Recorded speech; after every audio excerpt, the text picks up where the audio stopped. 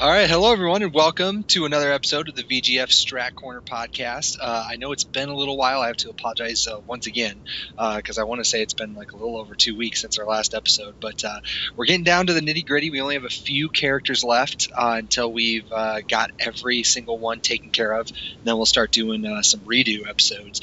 But with that being said, just because I know everyone will ask, the characters aside from Asuka, which we'll be focusing on for this one, the only characters left, we have Huarong, the Bears, and the Miguel, and that's it. And I know everyone's psyched for Tag 2, so hopefully we can maybe do some episodes with just focusing on Tech and Tag Tournament 2, since that's just a couple months away. But for this episode, like I said, we're going to be doing some Asuka, so since it has been a while, I figured I'd treat you guys to not just one guest, but two this time around. So with that, I will introduce both my guests, both from Chicago. So first, let me introduce Shy Holly. What's going on, dude? Not much, just chilling. It's nice to be here. And then our second guest, actually been around for a little while, Trey Phoenix. What's going on, man? Hey, what's going on? Yeah, I have been around for kind of a while, but I'm not really considered old school. It's weird. I'm somewhere in between. It's like a limbo of old school, new school, but yeah. That's true. I want to say you came in, I want to say like a few years after I came in, but that's still what, 6-7 years ago. So yeah. It's been I came in 4 in the days it of has to be 4. way more than that. Yeah, it's more than 6 years probably, because my daughter is actually 5, and I left the game when I found out I was gonna have a kid at all. So that was like the DR days. So probably like 2001, 2002, I came on the scene. So yeah, it's been about 10 years. 10, 11, whatever. Well, that's okay. That's long enough. I think a decade is. I think that's good. So I guess with that, since we kind of already started on that, we'll start with your history. I do like to, kind of ask our players kind of recap their history, just for those out there listening who don't really know who they are. So we kind of got your history a little bit back in 2000, 2001. You entered the scene. So from what I know, you're primarily a Tekken player, but are there any other games that you play, or anything else that maybe people might know you for? I'm really good at Connect 4. No. No, I really predominantly, as far as games go, I just have played Tekken. And it's kind of weird why I play Tekken. I used to play games back in the day of I don't know if you guys remember the Blockbuster video. They had video game tournaments and stuff like that, briefly. Oh, I might be aging myself a little bit. I would say I remember Blockbuster, but I don't remember them doing tournaments. So NBA Jam and old school Sega Genesis and Super Nintendo. So I would play then, and it was pretty much just myself, me, or sometimes my friends would come over or whatever. But I was a quote unquote gamer back then, meaning I would play kind of everything. But I always took to games pretty well. But one way I was sort of turned off by games was if I was really good at a game right away, I didn't like it. So if I could beat my friends at it, I thought it was lame. Or if I felt like I could do things that were considered hard easily, I didn't really play it. And that's sort of how I sort of stumbled on Tekken. I actually went to, it was a place called Funko Land back in the day, and I asked the guy, what's a really hard game? And he directed me to some RPG, and I was just like, no, because I don't have 30 hours or whatever it was. So then he's like, there's this other game, there's this game that's pretty hard called Virtua Fighter, and there's another game called Tekken. So I looked at the two, and I saw Law, and I was like, oh wow, there's a Bruce Lee guy, so I have to play this other game. So I got into it, and I realized wow, this game can be really, really hard. So that's kind of what started my love for Tekken, is that I sucked at it at first so badly, and the guy that worked at Funko Land, they used to have systems set up so you could actually play, and I played the guy, and he just thrashed me pretty hard, and I was just like, all right, never again. So I ended up buying a game and getting what I thought was good at it, and what I thought was good was 10 hits, and I learned King's multis and just little weird stuff, so I thought I was good, but whatever. Anyway, that's going way, way back. So I'll zoom forward to about 2001 or so. My quote unquote local arcade, this place Friar Tuck's, had a Tekken 4 machine pretty early, and the graphics of Tekken 4 were just beautiful. And I had played Tekken Tag a lot, and I would get beat up, by my friends. I didn't even own a PlayStation 2 at the time. I just sort of played casually or whatever. And So when I heard Tekken 4 was going to come out at all at the arcade, I was like, wow, I really want to beat my friend, this guy Janum Chang, who you might have seen. He goes to tournaments with me pretty often, like especially back in the day. Not so much now, but we sort of came up in the game together. But in tag, he would just thrash me. Like I didn't know how to play. I didn't know what a tag cancel was, any of that. So, and he didn't decide to, like, he wasn't going to inform me of things like that. He just decided, I'm just gonna rape Trey, 100 games in a row or whatever it might take, and hopefully Trey will learn it. So, whatever. Tekken 4 was kind of like my revenge Tekken, where I just swore I'm not going to lose to anyone that I know in this game. So, yeah. And then Tux had a tournament, and it turned out Ari, who's known as Flo now, who I think lives in Cali or something like that. But he was supposed to be like the big boss guy that came out from Super Just Games, which was like a place on the north side. And he was supposed to run through the Tux guys, which I guess he used to do in the tag days, but I wasn't really around, so I didn't know. And I was just like, whatever, I'm gonna play this kid, beat him, whatever. So I played, and luckily I beat Ari in that tournament. And while I was there, there's a guy, Tim Smith, Brian Fury, told me, he was real nice and told me about Zaibatsu. And so that's when I learned about frame data and stuff like that. Because before that, I was sort of just playing sort of by feel. And it feels like this moves really fast, or it feels like I can get this guaranteed if you try this or that. But I didn't really know the rules of stuff. So I found Zaibatsu and then found that there's a whole community of guys that play. And from then on, I was pretty hooked, because then I met greats like Antonio, Insanely, JOP. The first big tournament I went to was in E, and Insanely, JOP, and Antonio were all there. So they ended up getting casuals in the hotel room that James and I, or Janum Ching and I had. And I got to see my first glimpse of high level Tekken. And ever since then, I was just like, wow, well, one day I want to be sort of at the level of these guys, because they were just beasts back then. So, well, 10 years later, hopefully you've made some progress. Yeah, 10 years later, they've pretty much slacked off, and now I've picked up a little bit of slack. But yeah. Yeah, I don't think Ari. I mean, he might play Tekken a little bit, but I know he hasn't played it for a long time. He's doing the whole 2D thing now. And then Bronson comes out of nowhere every once in a while and wins a tournament for no real reason. But I know he's like married or something now, or I don't know, serious girlfriend. I don't know. It's crazy. And then Jop has just been salty for like the past 5-6 years. So I don't know if he's actually found a game that he loves yet. But I know last year at Evo he took third at Mortal Kombat. So I know he was playing that for a little bit. Right. But he's just crazy. He can be good. All those guys you mentioned, they can be really good at whatever they put their mind to. So. But yeah. It's funny that you mentioned Tim. If you're not over the age of 35, you probably don't know who he is. He hasn't been around for a long time. I was actually the last time I was in Chicago for UFGT, which I believe was the last big Tekken tournament. I can't remember if I think they did Tekken at CEO, but I can't remember for sure. But yeah, he wasn't there at the tournament, but I hung out with him a little bit. I don't even know if he plays video games anymore, but that's how it goes. So excellent recap. So and then Chicago, absolutely. I take it you've been Chicago your whole life. No. Yeah, pretty much. South Side. Chicago's a bit weird that it's almost like Cali, how you're here, like they'll shout out South, SoCal or NorCal, or like Virginia is like that too. Chicago's a lot like that, and it's so big, or as far as it's so hard to get around the city when there's traffic out there, that we actually do sort of delineate between South and North Side, and I guess I'm considered. Oh yeah, well, and I know that you're a South Sider. And go ahead. Oh, I was gonna say, you mentioned John earlier. I know he doesn't even fucking have a car. He just uses the trains. Right. Depending on where you live in Chicago, you don't need a car. Like in the city of New York, it's real easy to get around in the trains or whatever. But let's say if you're in upstate New York, you probably need a car. You can't just be on the subway all the time. So that's probably like a good simile for Solus and I, or John Hammer, or whatever you want to call him. Yeah, I'm sorry. I call everyone by their second name for whatever reason. Like it's easier for me to remember. Like I know a lot of guys named John, but there's only one Solus. Yeah. Well, me and John Kazama, we have a nickname for him. We call him John the Hammer Solus, because it's just So his real name sounds cooler than his handle. So All right.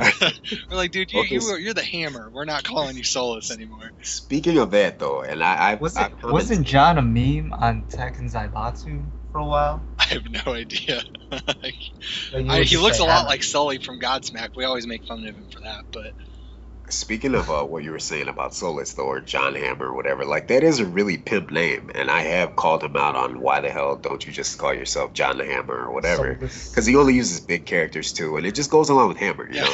But so today I logged on to Skype or whatever, and I see Chris, and I realized that Chris has a really cool name too. Chris's last name is Cruz, so it's like Chris Cruz, and like I think you could easily make that into a cool Tekken name too. that's a rapper. But yeah, and he I calls think I'm himself Shy Holly. Like I don't know, not to diss the Shy Holly thing, but Chris, like Cruz is pretty cool, you know. Like I don't know, whatever. Anyway, Well, you know what? That's a good segue into Chris, because we've been talking about Trey, but I know that you're a relatively newer player to the scene. Yeah. So, kind of, the Shy Holly thing, Chris Cruz. Give us a little bit of a background. How did you even come upon Shy Holly? All right. Well, I mean, I guess I could start off with my name. Actually, well, I played Tekken 1, Tekken 2, like every single Tekken, and I played all the older games like Killer Instinct and Street Fighter 2 or whatever. But I was like 7 to 12 when I played those. But like my dad took us to the it was me and my brother. My dad took us to the arcade like every day, and he would hustle like some stupid teenagers who think like they're good at the game or whatever. But like we actually practiced on the console, so we'd be like these little 8-year-olds. Like my dad would sort of make money on the side, like hustling us. I mean, it sort of sounds bad, but it's kind of funny. And we got a lot of practice, so we didn't like really care or whatever. But I did a few tournaments when I was like 10 or 12, so that sort of got me into the competitive aspect of video games. Was growing up in the arcades, but after Tag died and Tekken 4 came out, like I sort of quit Tekken and I moved on to Counter-Strike. And that being an online game, like it's all about aliases. So then where the name Holly comes from, I was trying to think of an alias for myself, and I had like a creative meltdown, so I just picked whatever was on my shirt. It was Hollister, and then like 3 years later, it's sort of like, yeah, this is Just morphed into kind of Holly. lame. Yeah, I was like, why am I using this? So I just shortened it, and then I just tacked on the Shy because when I was getting into like real competitive Tekken, which was in 6, I saw NYC Fab. I'm like, oh, that's cool. He represents his city, so I'm gonna just use Shy like NYC Fab. That's sort of why, I just tacked it on in the beginning. It goes back to the whole like the whole clan thing for the FPS stuff, where you're like, oh, I'm the Chicago clan. That's Yeah. can I just say that to me, Shy Hollister actually sounds better than Shy Holly, but I mean, no offense to Shy Holly, that's cool too, but Shy Hollister sounds kind of cool. Nah. Anyway, oh anyway. man. Chris Cruz. Sounds like I'm Chris still. Cruz. Yeah. I might just start using my real name, but that's whatever. Hey, some people Yeah. do that. I'm trying to think of. There's a few people I know that have been around a while that just kind of it got old, by their handle all the time. So like Insane Lee, a lot of people still know him as Insane Lee, but whenever anybody talks about him, they're like, oh hey Bronson, like everybody knows his real name. I'm trying to think of like some others who do that. Antonio. Yep. Antonio C. Like that's his name when he goes to tournaments, and that's his name. Like he's Antonio C. Period. Even now, I sometimes forget that his name on TZ is Rue. I completely forget. It's like, oh yeah, that's Antonio. Whoops. I actually didn't even know that. I know he posted under that. I thought maybe that was like a friend of his that he posted under. Oh, but could be. Yeah. I have no idea. I just still don't know why that's his But name. he's a lot like Bronson though. Whenever he posts, at least under that screen name, he always signs it with his name, Antonio C. Right. So I guess maybe that's the thing that lets me know. I don't know. But okay, well, enough about us and about our backgrounds. Let's actually talk some Tekken. So usually, I just kind of have like general topics and we kind of bounce around, try to fill in the blanks for characters. So usually the way that I start is just kind of talk in general about this character, and we'll bounce back and forth between whether you're playing with her or playing against her. But and whoever wants to start, I guess we can just kind of play tag here.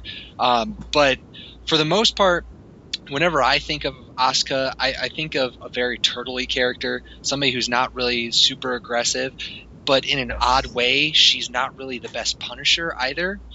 So I guess kind of elaborate on that a little bit. I mean, first of all, do you agree with that? Is that how you guys see the character, or like how it kind of as a general overview, what kind of style do you think suits her best? Okay, I think if I can start, is that you summed it up pretty well, and that Yeah, that was pretty accurate. it's like she's based and supposed to be a defensive character, yet you would think if they're going to do that, they would give her great punishes. So she is seemingly supposed to be played in a defensive fashion, but she has the worst punishes in the game, like as far as I know. If someone's worse, I'd like to see it. It's pretty hard to get worse than hers. But Wayne's pretty bad. yeah, Wang is bad, but like for example, if something is -10, Wang gets probably like 23 damage or whatever More it than might be. 9.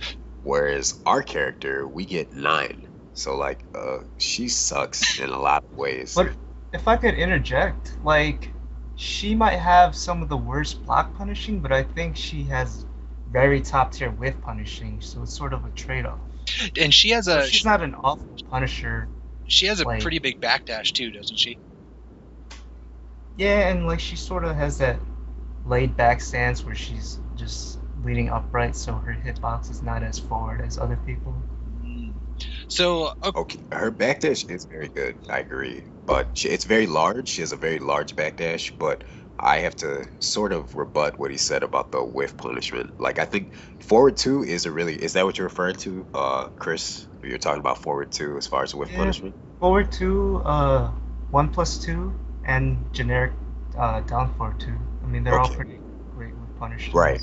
And I have problems with all of those. And see, I'm sort of an Asuka pessimist, but that's why I'm glad that Chris is here, because he's like a real optimist when it comes to her. Now, the problem with 1+2, shocker, as I call it, is it has horrible range. So when you try to whiff punish with it, you're usually going to whiff your own whiff punisher. So it's like, it's very rare that they'll be stuck out there far enough that a shocker would actually hit. It doesn't have the range of, say, even Hahachi's double punch. Like Hahachi's double punch, its animation isn't very big, but it has a large hitbox. Shocker really isn't like that, whereas it does have kind of a wide hitbox, meaning it's very hard to sidestep, and if you try to step it, you'll usually get hit by Shocker. Down forward 2, the range isn't that great, and it doesn't work like, say, a Law or a Paul's down forward 2, and by that I mean, like, if you understand sort of the history of Asuka, or Asuka, that's what I call her, I'm sorry, I'm like just a black guy. Asuka's down forward 2 used to just be 2, like you could just press 2 in previous Tekkens and it would be her down forward 2, and I think that's the nature of the animation of her move. Like it doesn't, if you look at Paul's down forward 2, for example, it almost looks like Paul's doing an uppercut, in which, like, let's say it's almost coming from his side or from below him and it comes up, which is why I think that they give that move slight, it seems to have slight crushing ability, slight high crush ability. Whereas Asuka's isn't like that at all. Like hers just seems to just come out instantly, and there isn't really emotion. She just sort of does it. Sorry, that's an alarm clock. Anyway, so she just sort of does it. And I don't like its range either. And the problem with forward 2 is it's okay if you're 100% that it'll work, but like I would prefer something like an electric or whatever, because let's say you electric, the worst that happens is they might duck it and punish you, or you'll just flat out whiff it, which is okay because you recover pretty safely. If you happen to get it blocked, you're okay too. If you block and Asuka forward 2, you're dead. Every character in the game can launch you because it's like -19 or something horrible that just, it's not right. And the problem with it is you could say, well, just make sure you hit with it. And that's true, but the move comes out so slow itself. And that's another big problem that I have with it. Uh, but maybe Chris, do you have a different opinion on it or what? I'm actually like the complete opposite. I Okay. mean, I think I'd be hard pressed, in my opinion, to find a better whiff punisher than forward two. I mean, like if you're like dancing on them and they whiff something big, I mean that's like guaranteed because the range is so far, and I mean, I don't think it's that slow. It's at 17 frames, so No, I I, agree with you. I agree with that. But what you said, my problem with it is what you said was if they whiff something big, and that's my problem, yeah. is that at high level, most guys aren't whiffing anything big. Like, if people are whiffing, they're going to whiff jabs or say a standing four if you're fighting a law, Mhm. or let's say maybe even an elbow with Julia, whatever you're causing it to whiff. It usually recovers fast enough that you're taking the chance of getting your forward two blocked.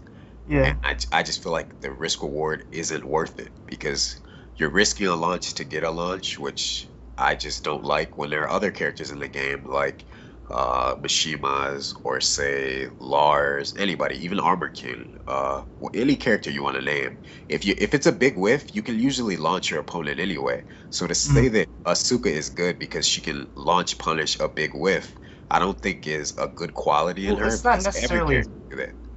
I don't necessarily mean like a big whiff, but like if they make a mistake, I mean the difference between 15 frames and 17 frames on a whiff punish isn't that much. I agree. So you have that because she lunges forward so much, so you have that extra space where you could just play in that like range 2 and 3 game and just chill there the whole time. Out of Right, I out of agree with you there. curiosity, real quick, the cancel for the forward two, does that have to be immediate Oh, after the forward two, that or and that's actually godlike also. That's one of the reasons why I'm like, because you could actually confirm that that you'll get the punish or not, and cancel before like if you throw it out and see that they're gonna block it, you have time to cancel it. yeah, that's why I was asking because I was wondering if maybe the cancel you can could kind of use as a hit Yeah. confirm of sorts. Mhm. See, I don't mean to play the race card here, but I think that's probably true of Chris because he's Asian. But cannot I cannot just totally confirm whether or not I'll get the forward two or not. Sometimes I'm just gonna have to commit to it and hope that it will hit, Yeah. like just that I am fast enough and that it will hit.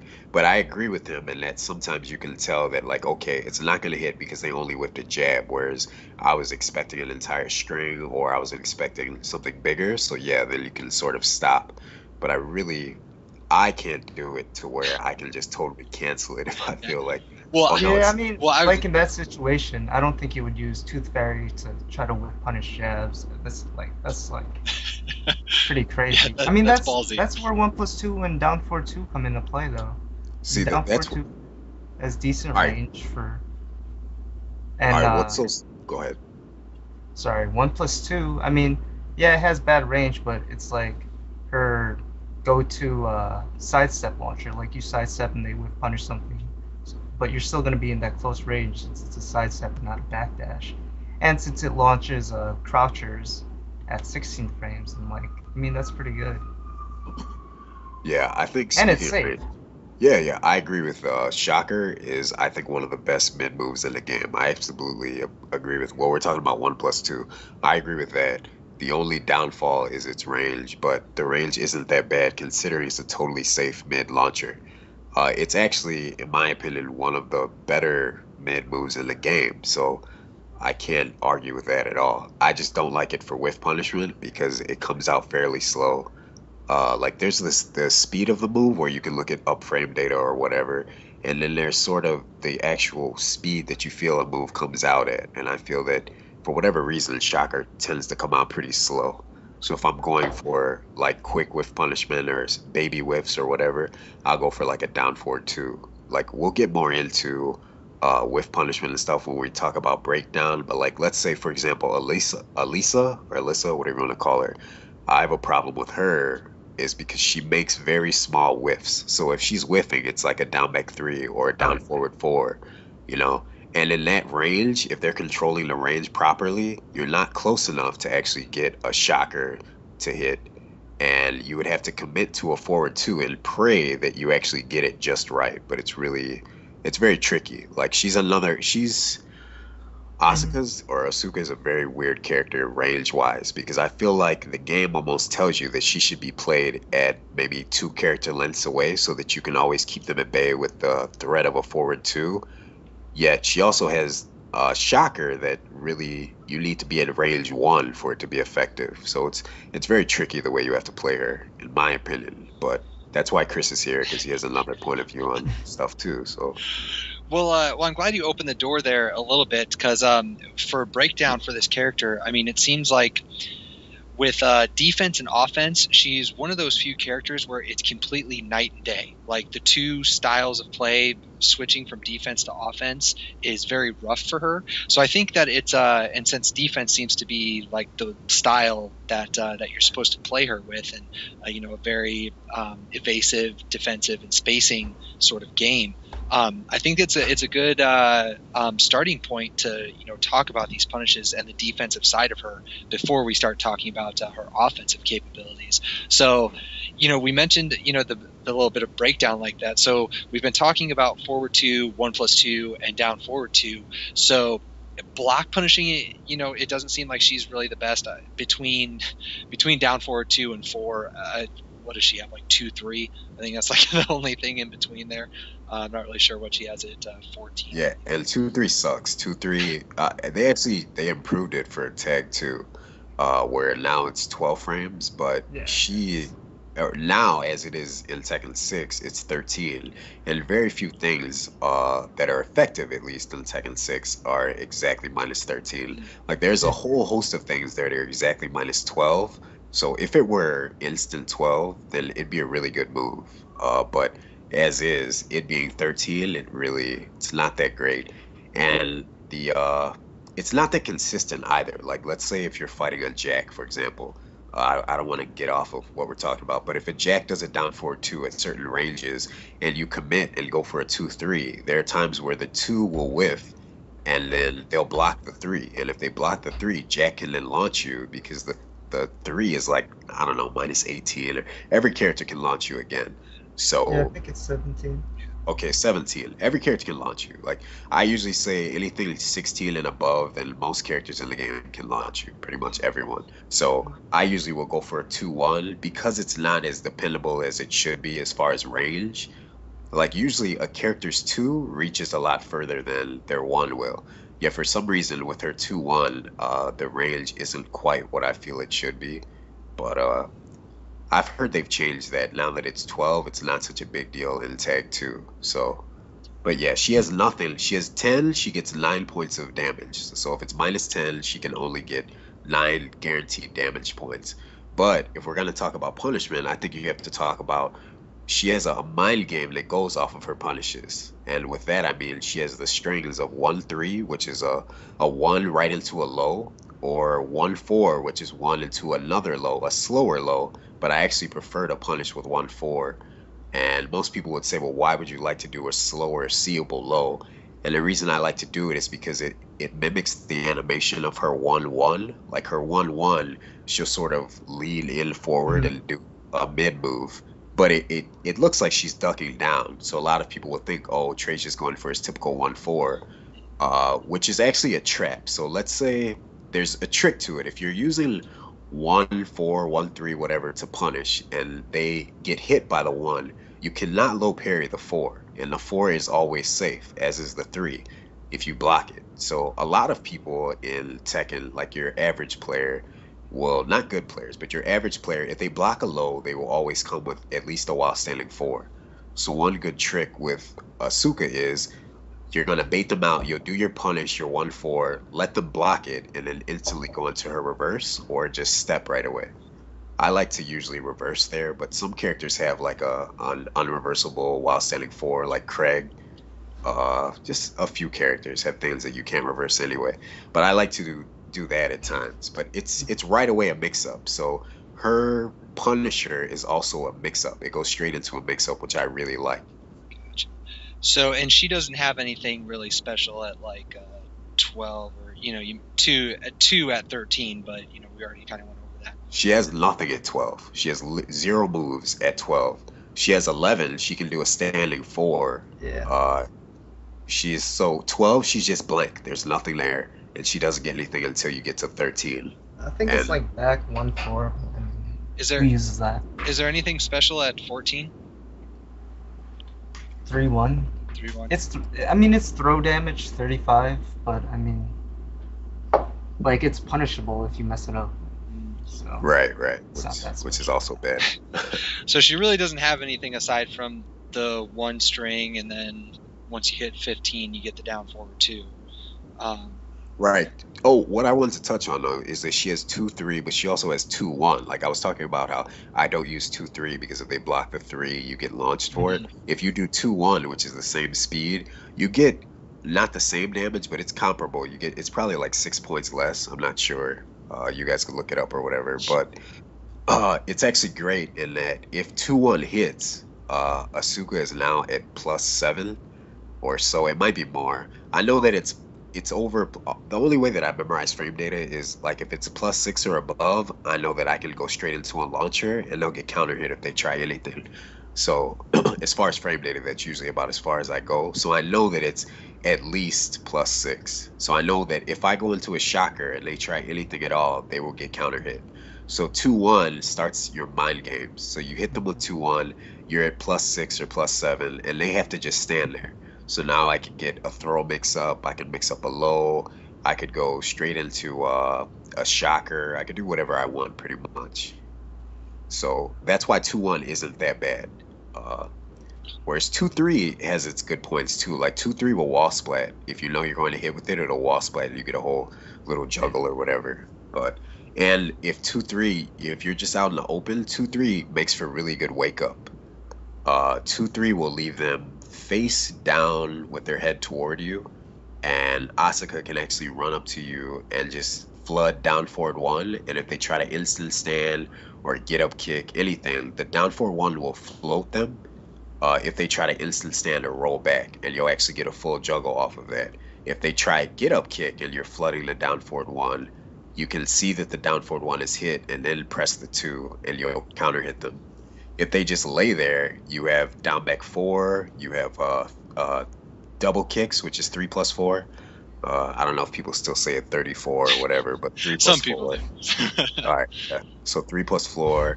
She has a 3 swipe 4, which is actually a low that also hits grounded. She gets some pretty good, like, just stay on the ground damage, you know.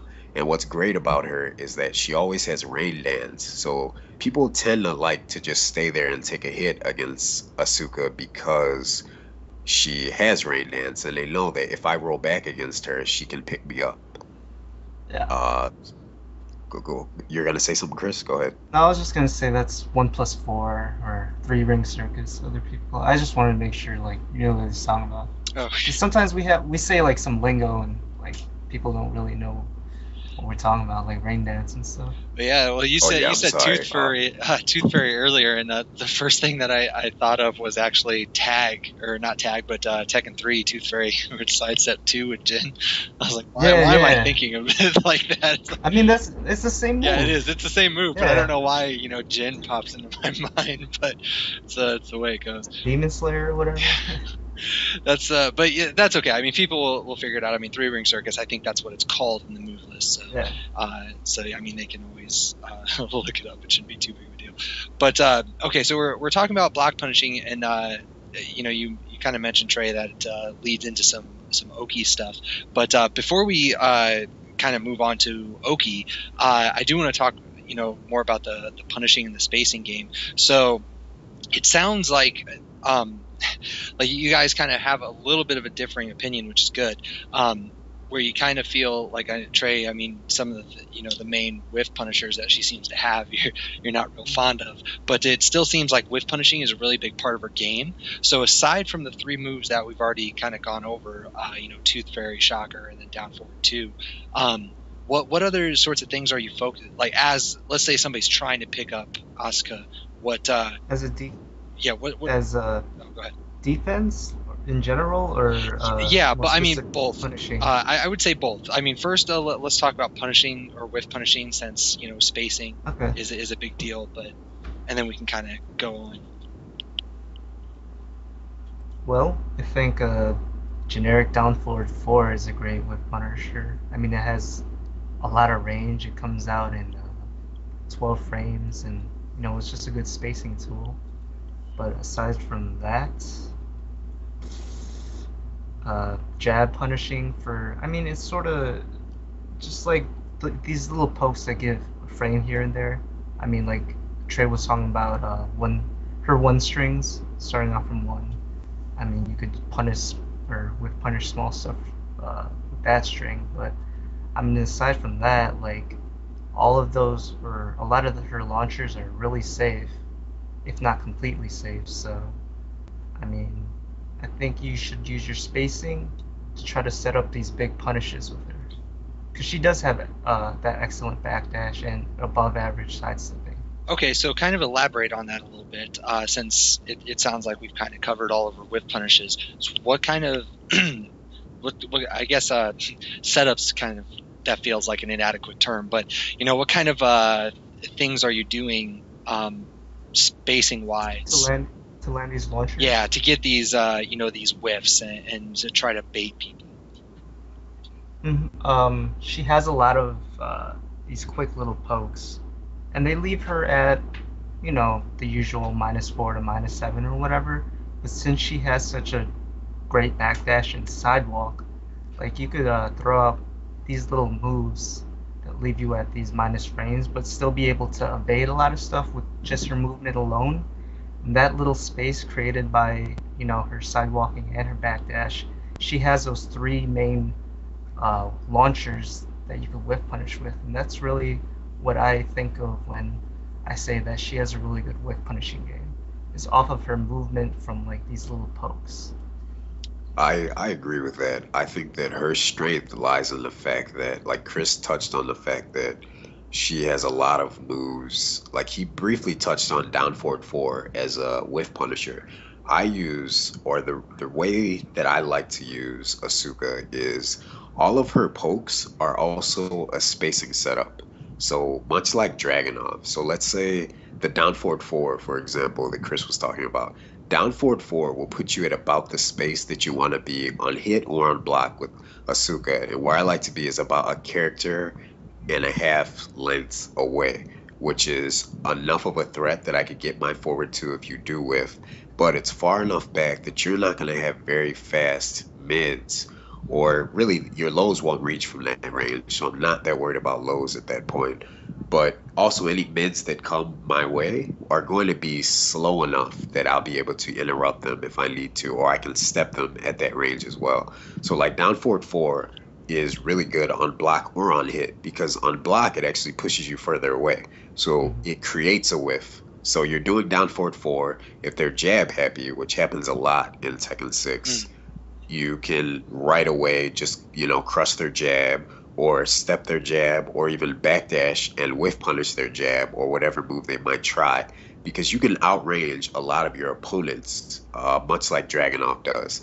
So let's say she has a whole host of moves, like forward 2 is a totally safe high move, but it'll knock you back to about a character and a half lengths away. So if they like to push buttons at all, which a lot of players do in this game, like to try to push buttons, if they do at all, you're ready with your forward 2 to punish them, or your down forward 2 or whatever. And that's why I agree with Chris about that's what makes her move so good, because everything you do for her is a spacing setup. So can kicks, for example, is it starts with a low, but it ends like with a high kick. But usually people are just going to block the high kick, so they'll block the whole thing. I think it jails. Yeah, it does, but you can. So. It's special mid, so you can low parry the first one. But anyway, so they'll block the high kick, but in blocking that high kick, you're right at that magic space that I like to be at, which is about a character and a half length away. So if they try anything at all, they're usually going to whiff. If you compound the way that her moves knock you back with her large backdash, you can always be sort of at the Asuka range that I like to be, which is 1.5 lengths away or so. So let's say any move, honestly, most of her moves will leave you like that. So a 1-1 that we were talking about before, like she has a string that I use, it's 1-1-3. Now, the one will hit you or block. It doesn't matter. Even if you block it, it's totally safe. But it frame wise, it's just like Chris was saying, meaning that it's in the like -4 through -7 range, which means Asuka can still move sort of freely and not get hit. So what I like to do is I will either buffer a sidestep, which I don't know if people really know about that. That's more of like a Tekken 4 tactic. Should I explain that, Zhang, or Well, I don't know about that? that's up to you. I mean, I think if you think that it ties in well with her, and you can like mix in some of her strategy with the Right. explanation. Yeah, I mean, part of for those listening, I mean, we like to expand on things when we're talking on the podcast, but at the same time, you know, there's some level of knowledge that's expected when you listen to the podcast. So, you know, I'm hoping Yeah, that some of that I stuff. think we should assume like that people. I mean, just for the sake of brevity. Yeah. So I don't think you need to if you don't want to. Okay. But if you Okay. think it ties in with like other stuff that you want to say specifically about Asuka, I mean, feel free. You know. All right, it does tie in because one of her better moves, in my opinion, Chris might disagree, but I like to use her sidestep 2 quite frequently. No, I love that move. Okay, all right, so he agrees. Yeah, I love it. So what I mean by buffering the sidestep is I will do moves and then right away tap up or down so that if they do anything, my character is always sidestepping, and I'm just ready and waiting with the 2. So if they try anything, my character is already in motion to sidestep, and all I have to do is then press 2 as soon as I see a slight whiff. And sidestep 2 is a special move in which it sort of has an auto sidestep to it, and it seems to crush high at certain frames as well. Like, I don't want to get too much into Lars, for example. Lars is really good because his 2 actually tracks for whatever reason. That's why Lars is considered to have some of the best jabs in the game. Like, because his 1, you can step the 1, but the 2 will always track you no matter which way you go. But Asuka is actually good in that sidestep 2 has its own little buffered in sidestep. So against Lars, for example, she can sidestep the 1, and her sidestep 2 will either counter hit his 2 or it'll sidestep the 2, and then she'll hit you with sidestep 2 anyway. So, but again, that goes into playing with range and stuff like that. Everything is a setup with her because everything of hers is safe for the most part as far as her mid moves. All of those mid moves are setups. So Shocker, for example, is a setup for another Shocker. Like you can do a Shocker backdash and look and wait for another Shocker, or I should say 1+2 for the kids at home. So I could look for another 1+2, you know, or forward or down forward 3, for example. That's another one that like actually I should mention about down forward 3. Down forward 3 is actually punishable, but it has pushback, which makes it safe against most characters. But I think that there are like 3 or 4 members of the cast that can actually punish it, but we'll get into that when we talk about character breakdown. Yeah. So yeah, I think range is very important. She's all about range, honestly. She doesn't have very good lows, so she's not so much about getting you to duck. It's actually usually smarter to throw rather than go low with her. If you're going, because most of her lows are seeable and you can low parry them on reaction. Any good lows that she has. So I guess I have that question towards the whole punishing aspect, because I noticed that a lot of Asuka players, and you know, granted there's not a ton of them out there, but they tend to, in a lot of situations, go for grabs, whereas other characters might go for a punish of some sort. You know, you mentioned Godfist, you know, that's always the go-to punish. Right. Whereas, you know, an Asuka player, I noticed that there's a lot of grabs getting thrown out. So not just with punishing or you know, block punishing, either of them specifically, but just in general, do you guys feel like you're going for grabs more than you are for punishes, whether it be low punishes, you know, standing with whatever? I mean, I think I definitely grab a lot more with her than other characters. It's because when we touched about it earlier, that she has that great Oki game, and her grabs set up excellent Oki for her. Like, I rarely ever not get damage from when I grab them. Like, it usually leads to something free, whether it's a float or a really powerful low ground hitting move. So I think like that's part of the aspect of why a lot of Asuka players like to throw out grabs a lot. Gotcha. One reason that I like to throw out grabs is a lot touches on what we were talking about before as far as her lack of punishment. So let's say I know that a move is -12, for example, and I know that I have a character who she can't punish anything largely with a -12. So I know that I can go for at least an attempted 35-point punisher by going for a grab right there. So I will usually go for grabs at first because the only way to then avoid the grab later will be to duck. So once they're ducking, they're now in my territory. So now I can use 1+2 freely because they're thinking in their head like, all right, well, Trey's going to try to grab me right after this. So because of that, they've now fallen into the trap of, okay, now my shocker is actually worthwhile. Like one of my big problems with her is that I feel like she doesn't have enough lows to scare you into ducking. So sometimes you're just going to have to force your opponent into ducking by doing grabs, and they have to be scared of the Oki that Chris was just referring to. Because if she actually gets the grab on you, you're going to get another hit. Unless you're a bad Asuka player, you should manage to find at least another, I'd say, 12 points of damage on top of the grab that she gets anyway. So when you add... Right, so then you're looking at 47 damage for the grab. So now they're actually more worried about your grabs because of the level of Oki that she gets off of her grabs. So her grabs, while they're not like kings or anything like that, they are scary because once you take them, you're going to get additional damage. Gotcha. So usually. So I do like to punish with grabs though. So with that in mind then, do you guys tend to have more trouble with the players that are really, really good at breaking grabs? Do you think that limits her a lot? Well, I think Great Turtles, I sort of tell Trey a lot because Trey's a great turtle. When I'm playing with her and he's breaking throws and like he's playing a really solid spacing game, I sort of, I tell him that I feel like I'm running out of moves to use with her. Which brings us back to her gameplay. That's why she's not that great of offensive character, because if you're trying to mount an offense like that, then it's not going to be that successful because you do run out of moves. But if you play her defensively, then I think you should have more success, because she sort of has like 2 tiers of defense, which we could get into later. She has that first tier, which is with punishing and using her movement. But once you get past that tier and like say you're in her face now, she has a myriad of crush and evasive moves plus her parry that you have to deal with now. And I think she's one of the best crushing characters in the game.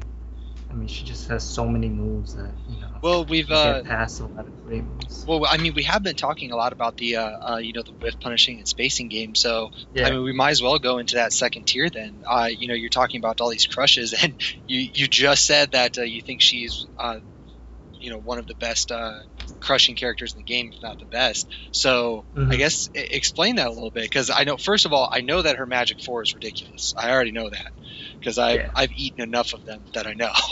But aside from that, what other stuff does she have that's really scary? That specifically as it pertains to crushing.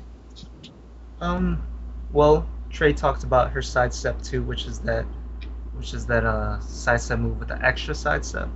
I mean, that's something like if they're in your face, that's a great tool to sort of try to evade something. But she has a lot of great low crushes, such as her can kicks and her back 3, and if you want for the big lows is upward 4. But mostly her back 3 and her can kicks are amazing crushes. I mean, if we could talk about can, it comes out in 14 frames, and I think it's it's almost instant, if not instant. Like it's not instance. Well, for instance, like I don't know any other characters that like Law's Junkyard Kick.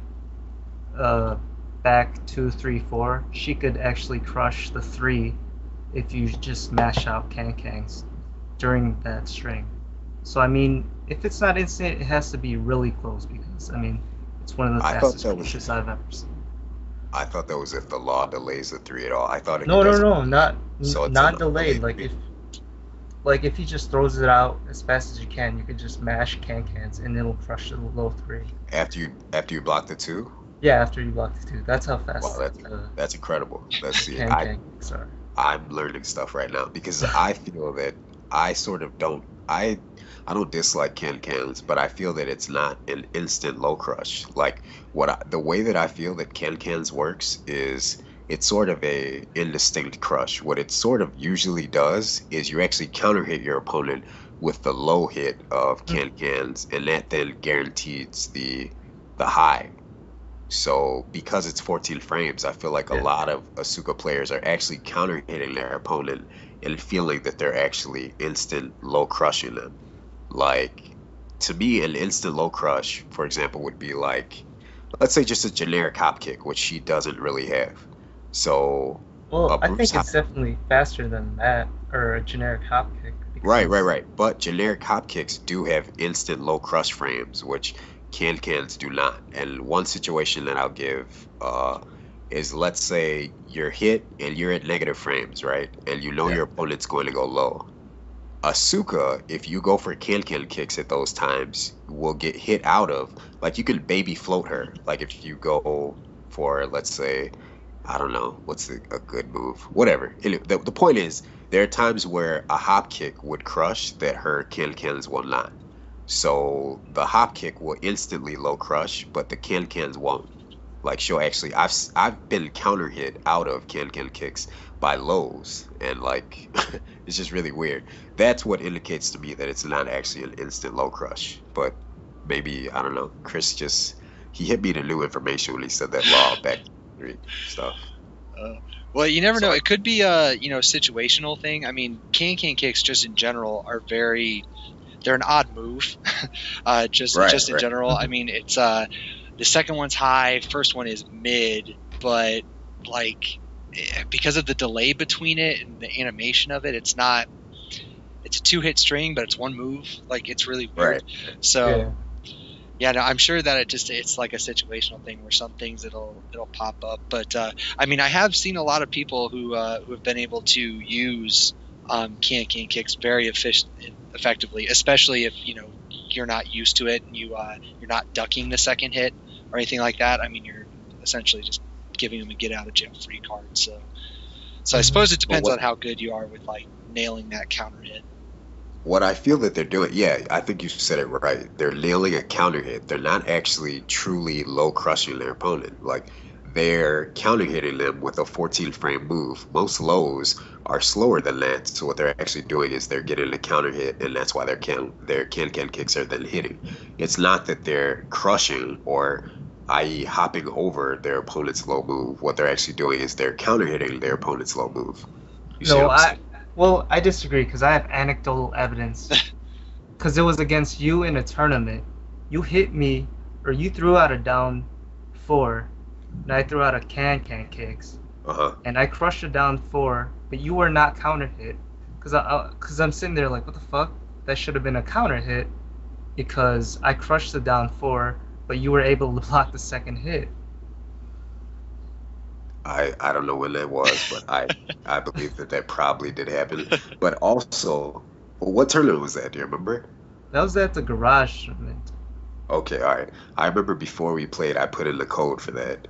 But no, I'm just kidding. There's no code for Tekken. But I don't know. Maybe his anecdotal.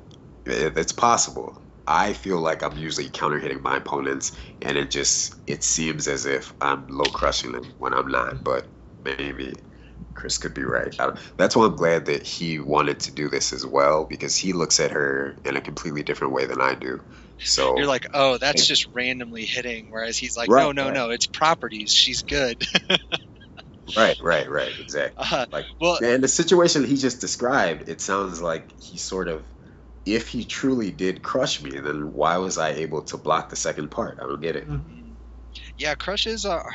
I mean, the crush system itself is just one of those things that it works most of the time, and then randomly it won't work, and you're like, why is this happening right now?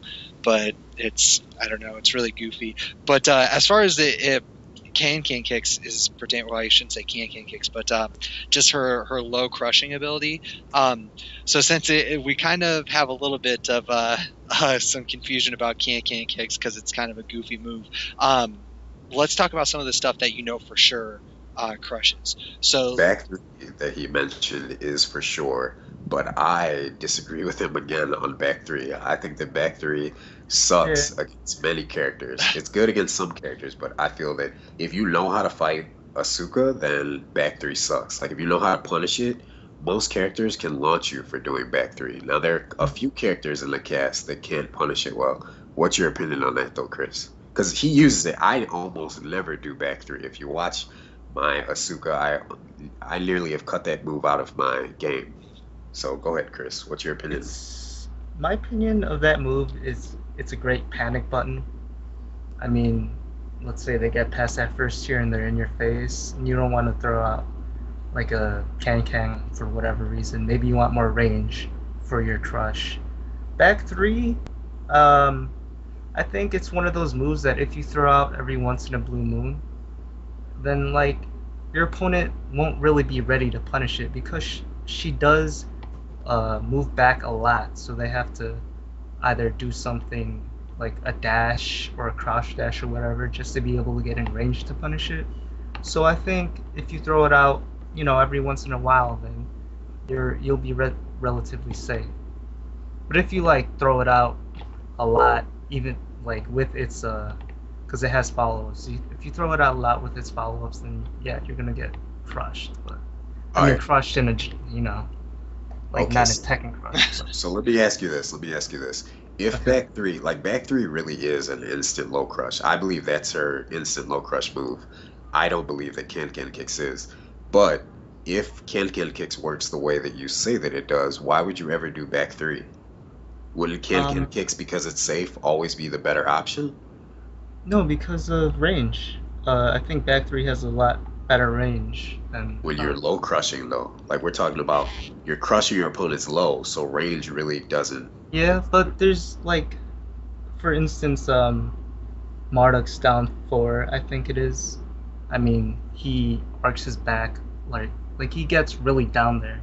Right. Or stuff like Alyssa's back or down back 3. Like you could still crush it, but your can might whiff. Right. And then you'll get whiff punch. But back 3 has a larger hitbox, and I think that would hit in those situations. I mean, it's just like safer, I guess. And it's only 1 frame slower. Wait, why is it safer? It's safe. You mean it's a safer option if you're going for the right. It's a more reliable instant crush. Yeah. Right, because I believe that is her instant low crush move, but I also believe that it kind of sucks because it's launch punishable. But I agree with you that you really have to know that it's you have to know the proper punish for it. And I kind of have the flaw of I give some of my opponents too much respect, and that I think if you're a good player, you should know how to punish it. So like, that's why I've tried to take it out of my game. Like once I realized, like, okay, if you do that against, let's say Christy, for example, Christy or Eddie can get like a quick circle forward 3 as soon as they block it, and there's nothing Asuka can do about it. Or like Bruce can do a crouch dash 2, and like that's a lot of damage that you're taking just to block or just to low crush your opponent. And I feel like the risk reward just isn't worth it. Like I would rather just low parry them in that case, or you know, just block the low, because I don't like to get launch punished. And I feel like she can't really afford that. Like with Asuka, you really have to outplay your opponent in most cases, so you can't just give up a launch when you're Asuka. I mean, those aren't like, you know, they're not old faithfuls that you go to like every time you want to, you know, beat a low. I mean, they're situational. You might want to commit, like, because you have to take risks in Tekken to win, in my opinion. So, like, you want to commit to something, you want big damage. I think those are pretty good panic buttons to sort of go with. Does she have any relatively low risk, low punishers, or low crushers? No, she doesn't. Cans, yes, but well, I said, we disagreed about cans. Like the reason that I think what's happening to you so often is where you say that the the 3 will supposedly crush and then the 4 doesn't hit. I think that again is because you're throwing out a 14 frame move in general. Like it does not instantly low crush, in my opinion. But in his opinion, it does. I disagree, but maybe it does. So she doesn't have a generic hop kick. So No. but she does have some jumping, some jump kicks, right? I mean, up forward Yeah. 4, I believe, is Up forward 4 is really good. yeah. I actually, in playing, the more that I've played Tekken 6 in general, I'm trying to actually replace forward 2, my whiff punisher of forward 2 with up forward 4. And the reason behind that is because I said earlier in the podcast how if my forward 2 gets blocked, every character in the game can launch me. But if you block my up forward 4, I'm only at -10. So I'm a lot safer, and if up forward 4 connects, up forward 4 is actually 2 frames slower than forward 2 comes out. But if you connect with your up forward 4, it will launch, and the juggle you get actually takes more points of I damage. think it's 3 frames. All right, so maybe it's 3 frames. So whatever it is, though, I know that it's only -10 on block, and it actually yields more damage. Like up forward 4 connecting takes off more than a forward 2 does when it connects. So I've been actually trying to mix that in a lot more as far as a whiff punisher, because I feel a lot safer. I would rather do a move that's -10 than do a move that's -18, for example. So And it crushes. yeah, and it crushes. That's very true. It But has. there's no way it's instant crusher. No, not at all. It's way too slow. It's way. I think if she has an instant low crush, it's back 3, like Chris said. But back 3 is very punishable. But I think that he summed it up perfectly when he said that it's a good panic button. It's like a Lars up forward 3. Like you're doing it because you hope that it'll hit, but if it gets blocked, you can be punished for it. But not all players will punish you correctly. Like Lars he's a very tricky guy. Like Bruce has a whole lot of I play Bruce as well, and Bruce has a lot of problems punishing Lars' up forward 3 consistently. Like if you go for a hop kick, it'll literally just go through his body. Same with down forward 2, just in the case of Bruce. What? Yeah, But I know. again- Like Steve, if you Sonic Fang, then you'll actually go through him, and you guys will Right. be back turned to each other. It's so weird. But that touches back on a good point of Asuka. Asuka can actually always get shocker no matter what, and her down forward 2 hits in a way that it will always hit, and she has absolutely no problem against Lars. And I'll discuss that in the matchups where, like I say, she sucks, but she's actually really good against some of the quote-unquote top-tier characters. So that's why she's kind of a conundrum in herself. So yeah. So well, let's keep going with that crush thing. So we talked about the low crushes. What about the flip side of that coin? What about the high crushes? Down back 2 is another instant crush. You could throw it out in the middle of a lot of strings, and you get a full bound combo off of it. But it does have really, really bad range, and it's really, really bad on recovery. So if you whiff or guess wrong on that, then you're gonna get destroyed. Like I barely use that move, but it's a pretty good move. I've been trying to work it into my game for certain strings, but that's another move that you could just, like, I can't think of a string off the top of my head, but All right, down back 2 is actually very character specific. Like I use a lot of down back 2 against Steve, for example. So Steve is actually really good because Steve cannot launch you for blocking it. So it's fairly safe against Steve. He'll get a 1-1-2, but so what? You know, I'll take 1-1-2 all day. When if I do hit with it, I get a large juggle. So the risk reward in that scenario is way worth it, in my opinion. But another really good crush that she has that I don't think enough Asuka players use is down back 1. Which down back 1, most people are putting with the generic, from crouch 1. But in Asuka's case, she has a special move down back 1 that's actually. It crushes, it instant high crushes, and it's part of a string, but I never do the second part of the string, because even if you get hit with the first part, the second part is not guaranteed. They can always low block it. Actually, I'm not sure about if you get the down back 1 on counter hit. I just know that I quit doing it. Go ahead. I think, only on counter hit. Right. I know that I quit doing the 2 in general, because you could pretty much always, unless you get the down back 1 on counter, the 2 is not guaranteed. Right, and it's very punishable too. So I just use down back 1 itself, and that again we'll talk about when we talk about distinct matchups. It's really good against Steve as well. Or any character, like it's really good against Law. Any character with high strings, like where Chris was talking about, he would do a down back 2, for example. I'll throw out a down back 1 in that same instance.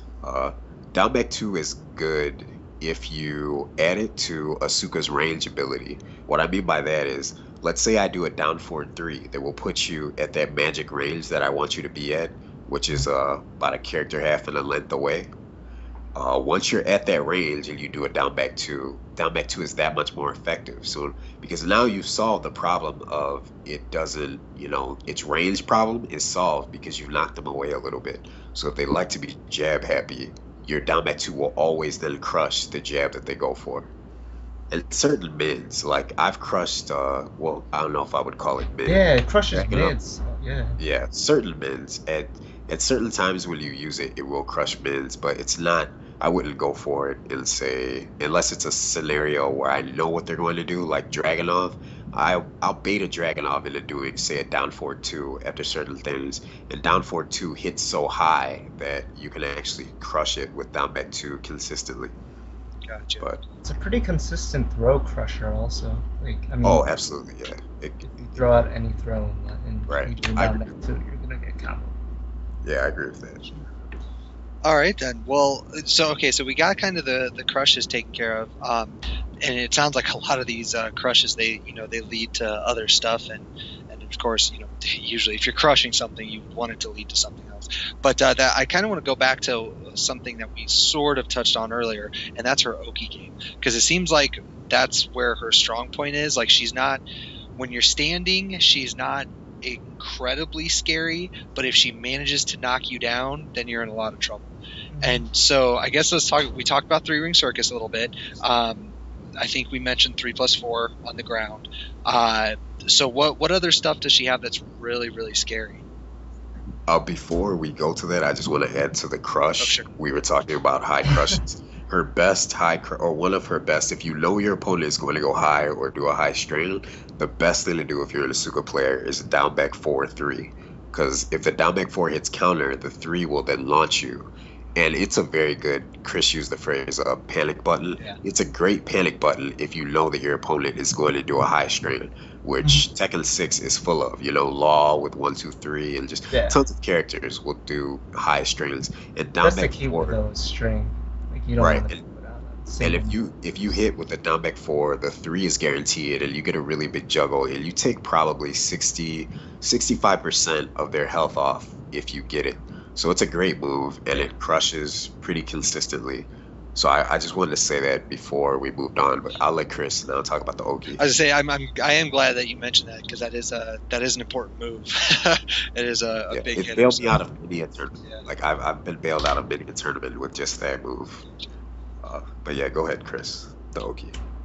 The Oki game, I'm actually, I mean, it's getting nerfed in Tag 2. One of the great things about her Oki game in 6 is her Tooth Barrier, forward 2.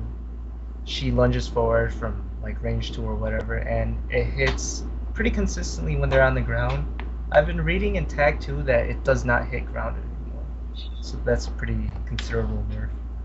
But the thing about her Oki game is she is able to refloat so easily off of her like down forward 1, her back 1+4, or her 3-ring circus. So once you put that in your opponent's mind that they don't want to get floated, Trey was talking about she has all those really, really meaty, pretty strong ground hitting moves like 3/4, 3+4, and that forward 2 that we were talking about. And it even gets better at the wall because she has a lot of resplat options also. Okay, so you might as well just dive into that. We can talk about the wall game as well. So what I would imagine, what is it? Down forward 4, whatever the kick is, the mid kick. Can't think of what it is. Yeah, down forward 4. That's the generic 12-frame poke. I think he's down forward 3, the one that will wall splat you. Yeah. Yeah, it's like a really, I mean, it's definitely a knockdown kick, but like she turns around and it's like a donkey kick, sort of. Yeah, that's one of my favorite moves with her. Yeah, that move on the wall, if they're on the ground, if they do anything, they're gonna get hit by that. If they roll, then they're gonna, you're gonna hit the top of their back. You won't get a resplat, but it's a lot of damage because you have that multiplier or whatever. But if they try to get up or back roll or anything, that's a resplat. That's why it's so great at the wall. Like they literally have to do nothing. And if they do nothing and you whiff it, then you have a chance for a low crush or just a block, or like it recovers fast enough where you could block, if they try to do a get up kick or something. Gotcha. I hate to keep going back, but I feel like we keep skipping over what I consider vital Asuka stuff. No, that's cool. Yeah, I mean, interject whenever you need to. We were talking about her Oki, and she has a few enders or juggle enders that you can use, and it goes into what Chris was talking about, where after a while, if you're fighting a good or a decent Asuka player, they already know that I should not roll back, or I should not do this, or should not do that. They have certain rules just apply after a while. So a good ender of your juggles is back 4-2. But what's bad about this is an instance in which down forward 1 will not pick up if they roll back, and neither will rain dance. Rain dance is 14, 1 plus 4. Won't either if they roll back. But what's great about this is if you're against a get up kick happy opponent, which I tend to practice with a lot, like one of my friends does get up kicks like it's breathing, like they're jabs. So in that instance with Suka, she can actually go bind you rather with back 4-2, end her juggle with back 4-2. Then at that point, if she goes into another back 4-2 right away and they try a get up kick, the back 4-2 will counter hit them and you'll get a juggle. Or another option is you can visually confirm whether or not they're going to do a get up kick, and then as soon as it happens, you can do a down forward 1-2 for a down forward 1 counter hit. So I should say down forward 1, comma 2. So you get the down forward 1 on counter, and then the 2 will be guaranteed. Or the best thing to do, if you know they're just going to flood get up kicks in that situation, you can get the down back 4-3 that I just described, and it's basically death for them at that point, because you've already gotten them in some type of juggle and ended with back 4-2 like I described. Now, if you hit with down back 4 on counter, the 3 will be guaranteed, so they're dead after that. If you hit them with that juggle, they're then dead. Because at that point, they've essentially taken 2 juggles. Right, exactly. So that's the end of the game. So it's a really good setup, but the bad part is some people like to visually confirm their get up kicks, which is okay. Like, so let's say you rush your down back 4-3 like I just said. So you do your down back 4-3 right away. They'll visually wait until they see the down back 4s come out. But once they've done that, the down back 4 will still hit them, just the 3 will then whiff. It won't hit them counter at all. But it's a really good setup to just pretty much just make them stay there. Like, after I've played people in, let's say, 3 or 4 games with Asuka, and they've known, like, okay, if I ever roll back against this guy, he always refloats me. So after a while, they're just going to stay there. Or they're going to try the get-up kick game. If they try the get-up kick game, the down back 4-3 will always counter hit them, or the back 4-2 will counter hit them. She has so many ways to counter hit your get-up kicks. She can actually do can-cans. Like, I will bait out a lot of whiffs, actually, with Asuka, which I don't know, with your average, I guess, Tekken player, they say it's bad to whiff at all. But with Asuka, she's one of the characters that I will actually whiff on purpose with in order to get the second part of her string to hit counter, because then it's really good. So let's say she has a move forward 1. I will whiff forward 1 on purpose to get the 3 on counter. The 3 hits on counter, and you can then juggle. So that's another, like, a Oki setup that I'll do, where I'll purposely whiff a forward 1 over their head, and then the 3 will come out and hit them counter. Now, after your opponent wants to get cute and they realize, like, okay, I should just stay down here, when Trey does forward 1, it's just a setup. She has a move that's forward 1, down 4. The down 4 is a lot like her 3-4 swipe sweep, and the down 4 will hit a grounded opponent. So once they start to just stay there, you're still going to be able to hit them after your forward 1 comes out anyway. So she's so much about the kind of the meta game. She's so much about the mind game of Tekken You know, I never thought about using that forward 1-3 on Oki. That sounds pretty interesting. Yeah, I use it a lot. That and also back to 4 is really good because you can go into the back to 1, 3. There's a lot of stuff that she can do. She's so I much love using about. back 1-4. I mean, she just has so much stuff. Right, right. She has so many options on Wake Up that Yeah. they should be afraid. Like that should be if you're an Asuka player, your number one goal should be number one just to get them in a wake up situation, Yeah. even if it's just by a throw or whatever. And they should then be just afraid at that point of what to do. So at some point they're going to panic and throw out a get up kick. Like that's every Tekken player at some point. We've all panicked and thrown out a get up kick, even if it's just that little toe kick, that hold down 3 kick. But what's so great about Asuka is that her rain dance or 3-ring circus or whatever will actually counter hit them out. Like she can float her opponents if they try for even that little toe kick. Yeah. So if you try to instant stand, rain dance will float you. If you try the little toe kick, rain dance will float you as well. So it's really cool, and she's unique in that sense. But I actually heard that I think Solus told me that someone told him that if you get hit with the toe kick, that you still can get free hits on your opponent. So like I guess the toe kick on hit isn't even safe. I'm not Is it positive. 3? I know you're like pretty negative, but I don't know. You mean if you're the Free character hits. hitting the toe kick? Okay, right. So if you're the guy that's on the ground that hits somebody with the down 3, the opponent that you just hit can get a free hit on you before you can get up. Oh yeah, that wouldn't surprise me at all. Because that's one of those things that's supposed to. It's intended to be like one of those sneaky round enders.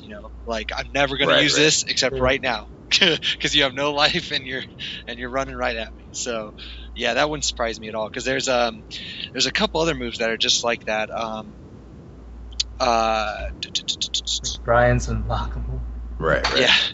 Yeah. I mean, there's a few moves like that, but that wouldn't surprise me at all. I mean, just based on the animation and the kind of situation that you're left in, I wouldn't be shocked at all if that gave you good. But again, it's one of those things where it's rarely ever used, so it's not. Speaking of Solus, I think he knows Asuka's Oki game is so good. Like the last time I played him, he literally never tech rolled or back rolled or get a kick. Like he just knows to lie on the ground. That's because I got he it. knows about. Yeah, he knows about Asuka. So he knows what's up. We played a lot of casual, but And even Marduk has that. He has that special Oki game where he can do those moves that are off the ground and shit. Yeah. See, and even with that, he's afraid to. But he knows that sucks against her because we've played that matchup a lot. He's a big part of why I take Asuka in this game. Solus told me at the beginning of this game that he would never lose to an Asuka player because of this kid XCTU that he used to play. Yeah. And I was just like, bitch, I'm not XCTU. Like, what are you talking about? Like, if I wanted to beat you with Asuka, I could beat you with Asuka. And he's just like, no, I won't lose to that character. So he's a really big part of the reason that I continue to pick Asuka in this game. Yeah. Just First thing he told me when he played, he said, if I ever see an Asuka in tournament, I know it's a free win. Okay. Oh, that's funny. That's so funny. He thinks that's Actually, I think Asuka owns. Well, no, she doesn't own Craig, but I'm not. I'm confident in that matchup. That's all I'll say. Like you had Funny Kid on here, which I'm glad you brought that up. I think that like how Chris and I are doing this together, I think that Solus should have been at least one of the guys included on the Craig podcast that you had. Dude, I fucking tried, but John, he's working. Hipster. Yeah, he's exactly. That's exactly what it is. It's like I tried to reach out to him. He's like, man, I don't play that game anymore. Blah blah blah. Like, man, whatever. And actually at UFGT he got wrecked. He didn't do shit. Yeah, so he had some new stuff against me though. Like I played him yesterday and he had like this really sick back turn setup. I was like, wait, is that new? He's like, yeah, I'm in practice mode. But I digress. I mean, that's other stuff. That's future tech. So let's go back to the Asuka thing then. So okay, so we're talking about all this sick Oki and everything. Does most of it or all of it apply at the wall, or are there special considerations? The only special consideration I think of is that down forward 3 I was talking about that hits when they do anything, or if they get up, it's another wall split. But at the wall, I mean, her 50/50s are not great at the wall, in my opinion. Like, people like the Asuka forums, like, they like to say that she has a pretty good wall game. I say relative to the rest of the cast, I think it's pretty average. I mean, her lows aren't scary. If you could break throws and you don't have to duck. But I think that's where, like, that 4-4 or sidestep 2 comes into play, because she has a lot of, I mean, that wall splash, which is great. But I mean, usually when they get up from Oki at the wall, I don't go for like any 50/50s. I just go for frames and try to like poke them. I mean, down back 12 is what I think is a super underrated move. I mean, she just puts her body out there. I mean, if you're not familiar, it's the one where she like grabs them, like throws them down. It doesn't do damage, but it just gives you a free +4 to set some stuff up. And I just use that whenever they like to tech roll at the wall, just so I can get frames. Because I don't think her like resplat game is that strong. So I just wanted to try to set something up with I +4. think I agree with him as far as her 50/50s in general in the game, but one thing that I really like about her, as far as by the wall, when my opponent's back is to the wall, is that I actually don't mind either position. Just with Asuka, she's probably the only character in the game that I don't mind if my back is to the wall or their back is to the wall. And the reason behind that, I guess, goes into defense. Like, if you reverse with Asuka and your back is to the wall, she'll, like, flip her opponent into the wall. They'll be, like, stuck on the wall, and you'll get a whole combo when they're on the wall. And then they'll have to get up into a situation where now their back is on the wall. So it can totally reverse the momentum of a fight. If your back is to the wall, they then have to do lows or do something that's unreversible or be ready with a chicken, which is fine. I'll take a chicken all day, by the way. Like, Yeah. I'll tell my opponent I'm going to reverse first. That's fine. 10 damage. Right, Like, right. straight. I'll take the 10 for, the 60 that I would get if I get to reverse you. And I Even think if that you don't want it. Oh, sorry. Keep going. No, I think that if you're good enough with your reversals anyway, you Yeah. shouldn't be getting chicken that often. Like, if you can throw reversals out in the right way, you should be doing it like almost like you're playing Law. So even though Asuka can hold hers forever, I try to use hers as like more of a visual confirmation. Okay, they threw a move out, so right away now I want a chicken. I want to reverse them. And if my opponent does start chickening me, I feel like now the tide has turned in my favor. And the reason behind that is because now they're buffering every move for chicken. So my opponent is now that much slower. So, like, I will reverse the hell out of Law just to get it in Law's head that, hey, you better buffer every single move you do for chicken. Now that you're doing that, you're losing the frame advantage that you would normally have. Because now instead of doing a 1-2-3, you're doing like a 1, hold the 1, just in case I reverse, things like that. So you're then killing what's great about Law, which is his ability to keep the momentum going, or with any character. But anyway, so I'll go back to the wall stuff. What's great is she can do down forward 3, which we were talking about, that splats on the wall. And the setup that I always use by the wall is down forward 3, my opponent blocks it, but my opponent doesn't know that I wanted him to block it. So my opponent has blocked the move I want him to block, and again, I will buffer the sidestep. For my sidestep 2. Now, if they throw anything out after I've done the down forward 3 on the wall, I can right away sidestep 2, and sidestep 2 will wall splat them as well.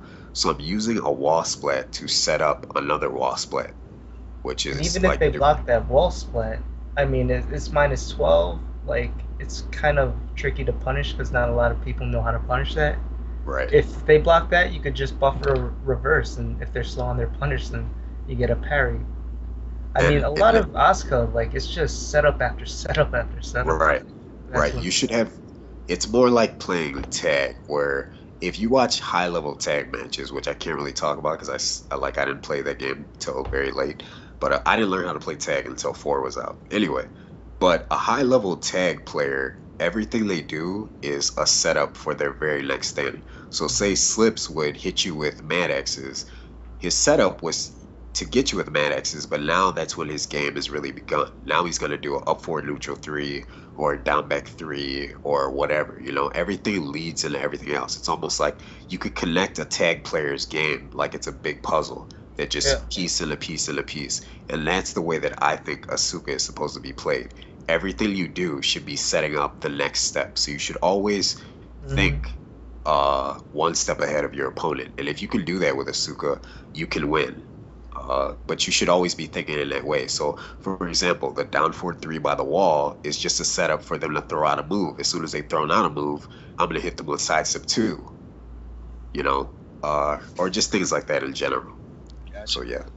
No, that's a really good little summary there. That's that's kind of the thing that we like to throw out there, because it's there's not a lot of characters that you can just say, oh, you know, this is how you should be thinking while you're doing this, and this. So, one thing I did want to double check real quick, because I think we mentioned it earlier, but it doesn't sound like, just because I want to touch on these subjects, but it doesn't sound like she has any tracking issues for the most part. She's pretty safe. I mean, you guys are mentioning, you know, you typically have to be at least relatively safe if you're going to have a bunch of setups, but so it sounds like she's good on her safety issue. It also sounds like she does, when she does hit, that she's doing pretty good damage. Like you mentioned, the down back 4-3, I think it was. That on counter hit, that does a ton of damage. You said 65%. But like a lot of her other stuff, I know Shocker leads to pretty good damage. Yeah, she has great damage. Yeah. Like there's no complaints there. Yeah, so it sounds like I don't she like has awesome tracking. combos. Chris, you think that she has good tracking? I think that's one of her weaknesses. I don't think she has good tracking. I don't think it's bad. But I mean, good players, like good Asuka players, there are ways to realign yourself with the opponent.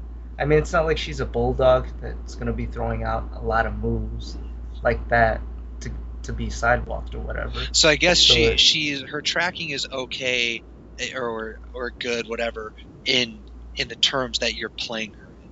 Because like tracking is more important the faster pace and the more aggressive you are. Because you know, like a Lars, you know, it's obviously going to be more important for him, for his moves to have tracking than it would Asuka. Because when you press back, you're realigning yourself a little bit. So, but I mean, I guess in terms of offense, though, I mean, are there any things that if you're picking up Asuka, are there any things that you should be worried about when it comes to like safety or tracking or anything like that? Like any moves in particular that you can think of, like, oh, you know, this happens a lot. Some great moves to use to keep opponents in check. Well, that and like if you're just things to watch out for, like this is a really good move, but be careful because this can happen. Okay. I would say, and I can't really think of that many moves that have problems like that. Okay, well then I guess just talk. Because I mean, I'm sure she does, but like just the way we play, it's or I play, it's sort of hard for me to like think of moves. All right, I think that what you were touching on a little bit, Zane, was that to a degree, I think that you need at some point to be able to establish a good offense with your character in order for, like, I'm a turtle, like Chris said earlier that I'm a turtle or whatever, but I also have the gear that I can kick in, that I need to kick in at times, because Asuka does not have good enough pokes for you to just sit back all day and poke your opponent to death. At some point, you're going to need your opponent to initiate the fight. Once they've initiated their offense, then Asuka is good. So to force my opponent to do that at times, I will have to get in their face and show them that, hey, I'm not just going to backdash all day. At some point, you know, we're going to have to fight. Like, a reason I think she sucks so bad against the female characters is because they tend to have really good pokes, and they can just poke you and run away all day. And Asuka will never win in that fight. She will never win in a fight where the opponent is just poking and running away, because she cannot catch up to you. She doesn't have the pokes in order to do it. So you have to establish an offense. And what I do to establish my offense with Asuka is a lot of one. When I say one, I mean 1-1, 1-3, 1-4, 1, 2, 4 I use kind of sparingly, but a lot of 1 just to get in their face. And it'll also make them start to jab back. The reason it makes them jab back specifically or go low is because I'm constantly throwing out a 10 frame move. So I'm doing 1s to you all day. So the only way that you can really catch up with me is to either jab yourself or crush my jab. You can't do a mid because I'm doing a 10 frame move already, which will counter hit you if you try anything. Or you can crush me, either or. After a while, I'll figure out kind of what you're doing and then, adapt to that. But I like to just get in my opponent's face a lot and just 1, 1, 1. And sort of, I have to attribute that to Mateo. Like, Mateo made me realize, because I was trying to turtle him and it would work at first. And then I realized that Mateo realized, okay, she can't hit me with anything. Like, all of her lows are slow. There's nothing she can do if I just back up. So Mateo started to just poke me and then just back away because there really isn't much I could do. So he actually forced me to develop more of an offense with Asuka. So now I will throw out a lot of 1s. I'll throw out a lot of shockers all day just to test what my opponent will do. If they don't want to do anything at all, I'll just start to annoy the hell out of them with down 4s. Just a generic down 4 that she has is really, really good because it high crushes and she can go into her from crouch down 4 too, which is another low that she has. You can do that a lot. And I'll just try to poke them to the point where they're just like, all right, I want to swat this little fly away. They're so annoyed that now they're going to swing back. When they swing back is when your range game starts, when you're forcing them now to whiff. Like if an opponent is not attacking, they will never whiff a move. So you have to get them to attack. Yeah. And sometimes the best way to do that is to initiate your own offense. Because a lot of people don't like having to just block. I don't mind doing it. I actually like it. But a lot of people don't like having to be on the defensive end because they're like, this is a fighting game, so I want to fight. Like, screw it. I'm going to throw out this move or throw out that move. And that's when Asuka has beaten them. Like, once I know that they started throwing out things because they're frustrated is when Asuka is now the favorite in the fight. Because now I can use all of my crushes to my advantage. But what's the point of having a good crush if my opponent isn't throwing out moves anyway? So you have to get them to throw those moves out. And the way to do that is by just annoying them with pokes all day. I will run up to opponents and hit them with 4 down 4s in a row, just to annoy them, just to get them swinging back or just to get them ducking, whatever it might be. Your opponent needs to initiate their offense for Asuka to win. You cannot win the fight because all of her lows can be visually blocked or low parried or whatever. All of her lows that are that are good damage-wise, you can just visually block and punish her huge. So you really have to just get in their face at some point and just show them, hey, I'm not just going to run away all day. Okay, well, one thing I did want to discuss, because that was a really, really good overview of how you... Well, if I could just say something real quick. Go ahead. Trey was talking about offense, and you sort of asked why, or some ways to deal with her average tracking or whatever. I said earlier that I don't really have problems with it because the way I play, but when I do go on offense, besides what Trey is saying, there are some ways that you could alleviate her her mediocre tracking, which is when I go on offense I do a lot of empty dashing, which realigns herself.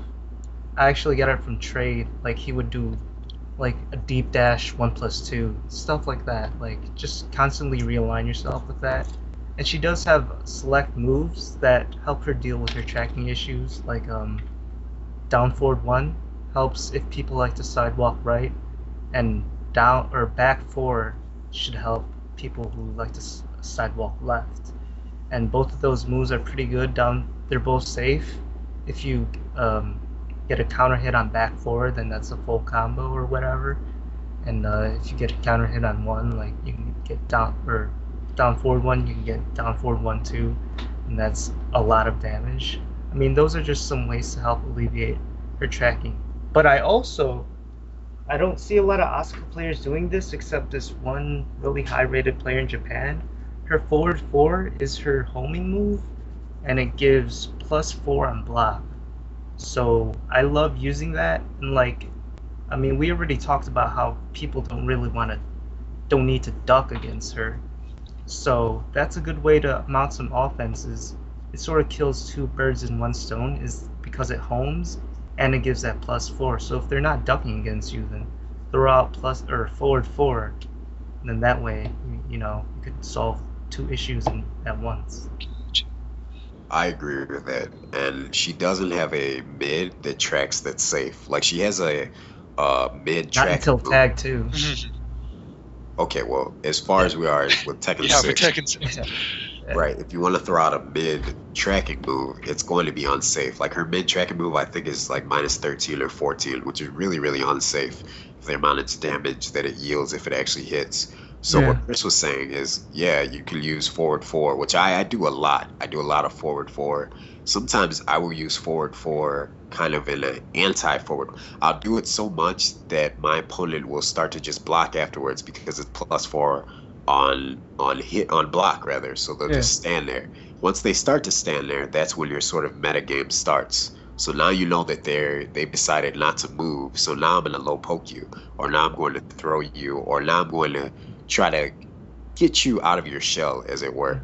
But once I actually want my opponent to realize that forward 4 is high, because that will get them to duck. Once they've started to duck, now your 1+2 applies.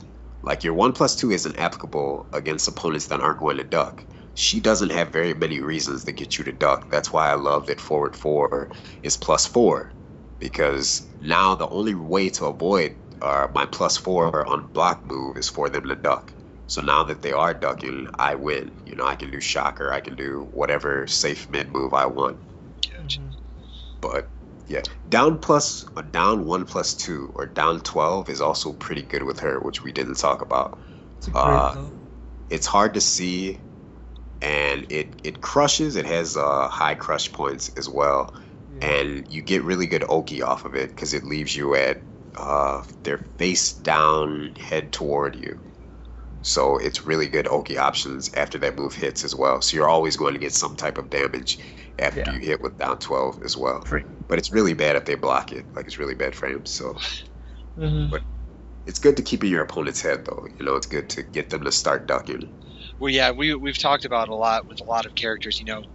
Even if it's not necessarily the best move on paper, as long as it can yield some sort of positive, it's always good to throw it out there, because the more they have to think about, you talked about the chickening, the more they have to think about, the more they have to do while they're moving around and trying to work their own character's game, the easier it is for you to simplify your thing. So with that, I've actually kind of run out of all the generic topics and everything on for Asuka. I think we covered most of her, and unfortunately, just the way that Tekken characters are built, most of them you can't really cover every little detail, even in a 2-hour podcast. But I did want to go over one last thing before we kind of wrap up the character. You talked about some of the character specific matchups. Unfortunately, we can't go through every character matchup. We just don't have the time. But Trey, you specifically mentioned how she was, even though most people consider her kind of a mid to bottom tier character, how she's actually really good against some of the higher tier characters. So I'm curious, why that is, and you can cite specific examples if you want to, but what kinds of things about her it's not obviously just because we're discussing this we can safely say that she's a matchup heavy character, but what is it about her that makes her good against the top tier characters? All right, for example, everybody thinks Lars is really good. Lars versus Asuka, I actually think is about even. And the reason I think it's even is because her weaknesses don't apply when it comes to Lars. Like, for example, she has really bad while standing punishers, which we didn't really discuss at all. But her while standing punishers are really bad. But Lars is framed. Right. It's not much to discuss. But if you block any of Lars's decent lows, she's going to launch you regardless. So that flaw of hers isn't really exposed when it comes to Lars. I talked about how Lars is considered good because his jabs track so well. Well, that's not applicable when it comes to Asuka because of her sidestep 2. You don't have to worry about that. You don't have to worry about his up forward 3 because she can consistently punish it, whereas other characters have problems. Like I talked about, Bruce has punish problems with that particular move. Asuka can always punish it. she has her reversal, which is pretty good against Lars that want to get jab happy or whatever. Lars like to do arc blast, I think it is, which Asuka actually can get a decent Yeah. punish on. So most of the things where she's weak, because of the nature of some of the top tier characters, she's okay. Or like Brian. Brian has very bad tracking, and Asuka's sidestep 2 is one of her best moves, so you can just whore that move against Brian. Another big point against Brian, for example, is swipe 3-4, which we didn't really talk about, which is her best low move. Like I described that she doesn't have many reasons really to get you to duck, but swipe 3-4 is her like big damage low, but every character can launch you, for the most part in the cast. But characters like Brian that have a short range while standing with Punisher, a short range while standing Punisher rather, will not get their punish will actually whiff against Asuka. So like if I space it right and I do a swipe 3-4 against Brian, and Brian tries to do a while standing 3, his while standing 3 will whiff. And because he is whiffed, I now get to whiff punish the whiff that I just made him do. So all he's trying to do is punish me correctly. He can't do it because I've spaced out my move correctly and now I get a launch, for example. Which a lot of people, including Lee, like I played against Lee at one of the MLGs just in casuals, and he didn't know that either. Bruce is like that as well. Bruce has short range with punishers, so he's another top tier character that you can exploit 3 swipe 4 against. Or let's say Steve, for example, another top tier character. Steve cannot launch you for your swipe 3-4, and swipe 3-4 will also crush high, so you can use it a lot against Steve. Also, down back 2 is really good against Steve, which I described because he can only punish it with jabs. You can reverse Steve pretty much all day. The only thing he can do, because he's all punches, the only thing Steve can do to stop your reversals is to do flicker stuff. Once you've gotten that Steve to do flicker stuff, your down back 1, which auto crushes high or instantly crushes high, is now that much better because you can either beat Steve out once you force him to use flicker, or you can just straight up counter hit him all day. So I actually like that. I think that fight is actually in Asuka's favor, Steve versus Asuka, which is odd because Steve is such a good character. Law is pretty much, I'd say, in her favor. It's close though. The reason I say it's in her favor because Law has every move that Law does, you can reverse. Like he has the fewest non-reversible moves in the game of all the characters. Like even Law's elbows, which normally the rule is if you do an elbow, it's unreversible. Yeah. Like Law even has moves that are elbows that you can still reverse. So you can really slow a Law player down by having him worried that he'll have to chicken at some point. So you reverse him all day. What's great about Asuka is she can hold her reversal, which usually is kind of a downfall. But against Law, it will works as kind of a meta game because if they see that you're holding your reversal, Law really doesn't have any options. He could sit there and do one of his mids. All the mids he can do though, you will reverse if you're holding it. All Law can do once he sees that you're holding the reverse is to do a down back 4. But what's great is she can cancel her holding of the reversal. So you can go into the motion, they'll go for a down back 4. You have enough time to then block their down back 4 because it's so slow, and then you can launch the Law player anyway. So like down back 1 is also really good against Laws 1, 2, 3 and is 4-3. 4-3 DSS 2 sucks against Asuka because Asuka can always just down back 2 right through it. So you don't have to worry about that. Or she can down back 1 through it. She has a multitude of moves that crush high, and Law is usually about throwing out high moves that put him at plus frames. But it doesn't apply when it comes to Asuka because you could reverse or you can just simply crush him if you want to. So, and like I said before, if they start to chicken you, the fight is now really in your favor because now this momentum-based character is super slowed down against you. So you really like that. You can really just start throwing out wands or whatever. Lena, I think, is a kind of a hard matchup. Her hardest matchup, in my opinion, is Julia. Julia and Alyssa. Like, there are many times where you cannot punish Julia where other characters can. Like, if Julia does a while standing 4, for example, like Bruce could do back 4-3, or Law could do like a back 1-2 to punish the while standing 4. Asuka cannot do any move that will reach. So a good Julia can just use the from crouch game all day and just do from crouch while standing 4 all day to you. And then whenever they feel like it, go for a bow and arrow or whatever. Like, she really doesn't punish her well. Bob is actually a really hard matchup for her too, because he has a sidestep 12 that is really hard for Asuka to get around, and Bob can actually outpoke her. Well, I was gonna say, you mentioned Mateo earlier, so I kind of figured that Bob was probably a difficult matchup for her, and Bob just in general is a good character.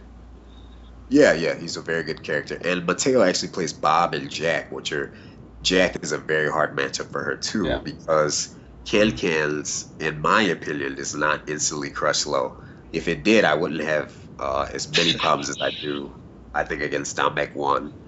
But whatever. A lot of the times also, if you're fighting a Jack, they're going to do a lot of just single jab. It's his 2 though. But the 2 will float you if you go for cans, and they'll get like a baby juggle, which is really annoying. And like I said, she can't consistently punish his down forward 2 if the Jack player spaces it right. Some strengths though that she has, like that I guess I would know that not your average player would know, like against Craig. Chris was actually asking me the other day because he had some frustrating games with Solus, like as far as what he thinks what I think he should do against Craig. And Asuka can really exploit the fact that Craig cannot track you. Like she can sidestep shocker him all day, and which he really has a lot of problems with. And another thing is, if you run away from Craig all day, I'd say that's in Asuka's favor. Like I said with most characters, if you run away and turn into a poke game, you'll lose. Craig is one of the few characters in which you can actually win by running away. It's actually to your favor because he can't really catch up with you. And what else? A big thing about Craig that I said to Chris was his down 4. You know that unlow parryable low that he does? Yeah. I don't know if you... Okay, that is actually minus on hit, which most players, if they know it, they don't do anything about it. But like, so if you get hit with a down 4 and you're Asuka, after you get hit with it, just flood down forward 1. Because if the down forward 1 hits on the counter, you'll then get the 2. So Craig's at probably like -4 or 5 after that move hits. Damn. So just go for a quick mid. Like if I have Bruce, for example, and I get hit with down 4, I'll just flood a 3. Like, because if 3 hits, then the second 3 will be guaranteed. But with Asuka, I do down forward 1, so I get a down forward 1 too. And Craig has really, really bad tracking as well. And anyway, you had who is it? Anna. I have a lot of experience against Anna because of this guy J&M Chang, and she has some weaknesses that because I listened to the Mr. Taxi interview or whatever podcast when I was trying to get ready for today.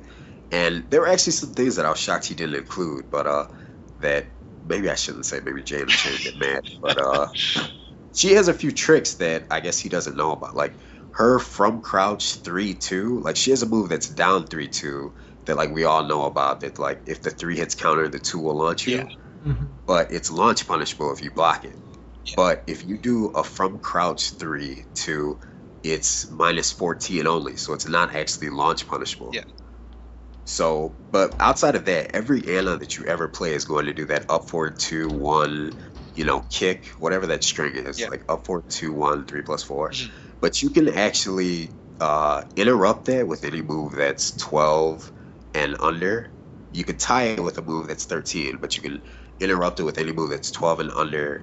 After the 2 hits, you can just flood 4 and you'll get a juggle. You'll get a counter hit 4 and it'll yield a juggle. Or you can sidewalk and you'll actually beat to her back. And if you have a Asuka, you can do back 2-1-4 and you get an entire juggle based off of that. What else did I want to say? As far as against her top tier matchups or whatever, another reason that I like her is because usually, in most cases, the really good top tier characters tend to be sort of juggle easy. Like they're easier to juggle as far as Asuka has a combo that she can do off of her standing 4 that she can only get on certain characters. Like they have to be a certain size. And most of the top tier characters are that size. What's that? I think. Which one are you talking about? Because I can combo anyone with Magic 4. Are you talking about the dash? 3-ring Rain circus? Dance. That's, Dash 1+4. You get that on everyone. It's just a lot easier on regular size. people But like that Lars or right, the top tier yeah. characters. But Like it's I mean, difficult. It's yeah, technically you can get it on Julia, for example, but she's one of the hardest characters to hit it on. So I rather go for just guaranteed damage. But it hits really easily against Brian, Bruce, yeah. Lars, Bob, It's the same thing. Craig, Jack. All the top tier characters happen to be the characters that she can easily get her really good Magic 4 combo on simply. It's the same thing with Forward 4, that homing tracking moves that get +4. If you hit that on hit, you could actually get a full combo, and it's a lot easier on the best characters in the game than it is on like Those like standard mid-sized characters. yeah. Like you do forward 4, dash up 3-ring circus, and that'll float them, and then you could bound. On other characters, like it's really tight, but on sort of Regular medium-sized guys, yeah. So I'll be completely honest. Based on everything that you said, it sounds like because she is so matchup heavy and you have to know each matchup, that she's one of the most time consuming characters in the game. Like it's not like you can just pick her up and say, okay, I got my B&Bs, now I'm ready to go. Like, Yeah. I mean, would you agree with that, or Yeah, do you think like I- there's a character that's more matchup heavy than she is? No, I absolutely agree with that. I don't know much about, say, Zafina, but as far as the characters that I've played Mhm. in the Tekken 6, she's one of the most matchup heavy characters, period. Like the 3 swipe 4 trick 'cause that her I was tools telling are you about. so specific. Right. Like the 3 swipe 4 punishment tool, that only works on probably 5 or 6 characters in the cast. And most people in the game, like if you're a Law player, you can pretty much play generic Law against everybody, or generic Bob against everyone. But you're Asuka, you really have to adapt it to that particular character, and then I even go further than that, and I'll adapt it to that particular person. Like I play against a completely different game against, let's say, I played Funny Kid's Craig versus the way that I play against Solus's Craig. But yeah, it's still essentially Craig. Like I get it. Yeah. But yeah. Well, no, and that's a good point to make too. I was actually the last Soul Calibur podcast that we did. I was talking to my guest, and he mentioned how he's actually. You have two kinds of players: those who think that you play your opponent rather than the character, and then those that think that you should be playing the character rather than the opponent. Obviously, you want a good balance of both, but there's Right. people who fall on each side of the fence, and he's one of the character people where he feels like if I know everything about this character and my opponent's character, there's nothing they can do that will scare me. So I'm going to play their Right. character as opposed to just them.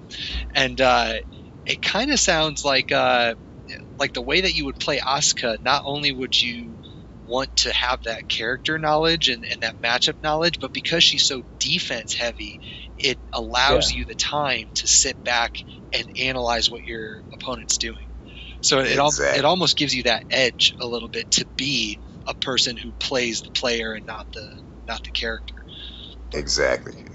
She's a very fundamentally heavy character. If you have good fundamentals with Asuka, you can beat your opponent. But if you don't have good fundamentals, you're never going to win. Yeah. Period. Like you cannot shenanigan your way to a win with Asuka the way that you can with, say, Craig or Bob.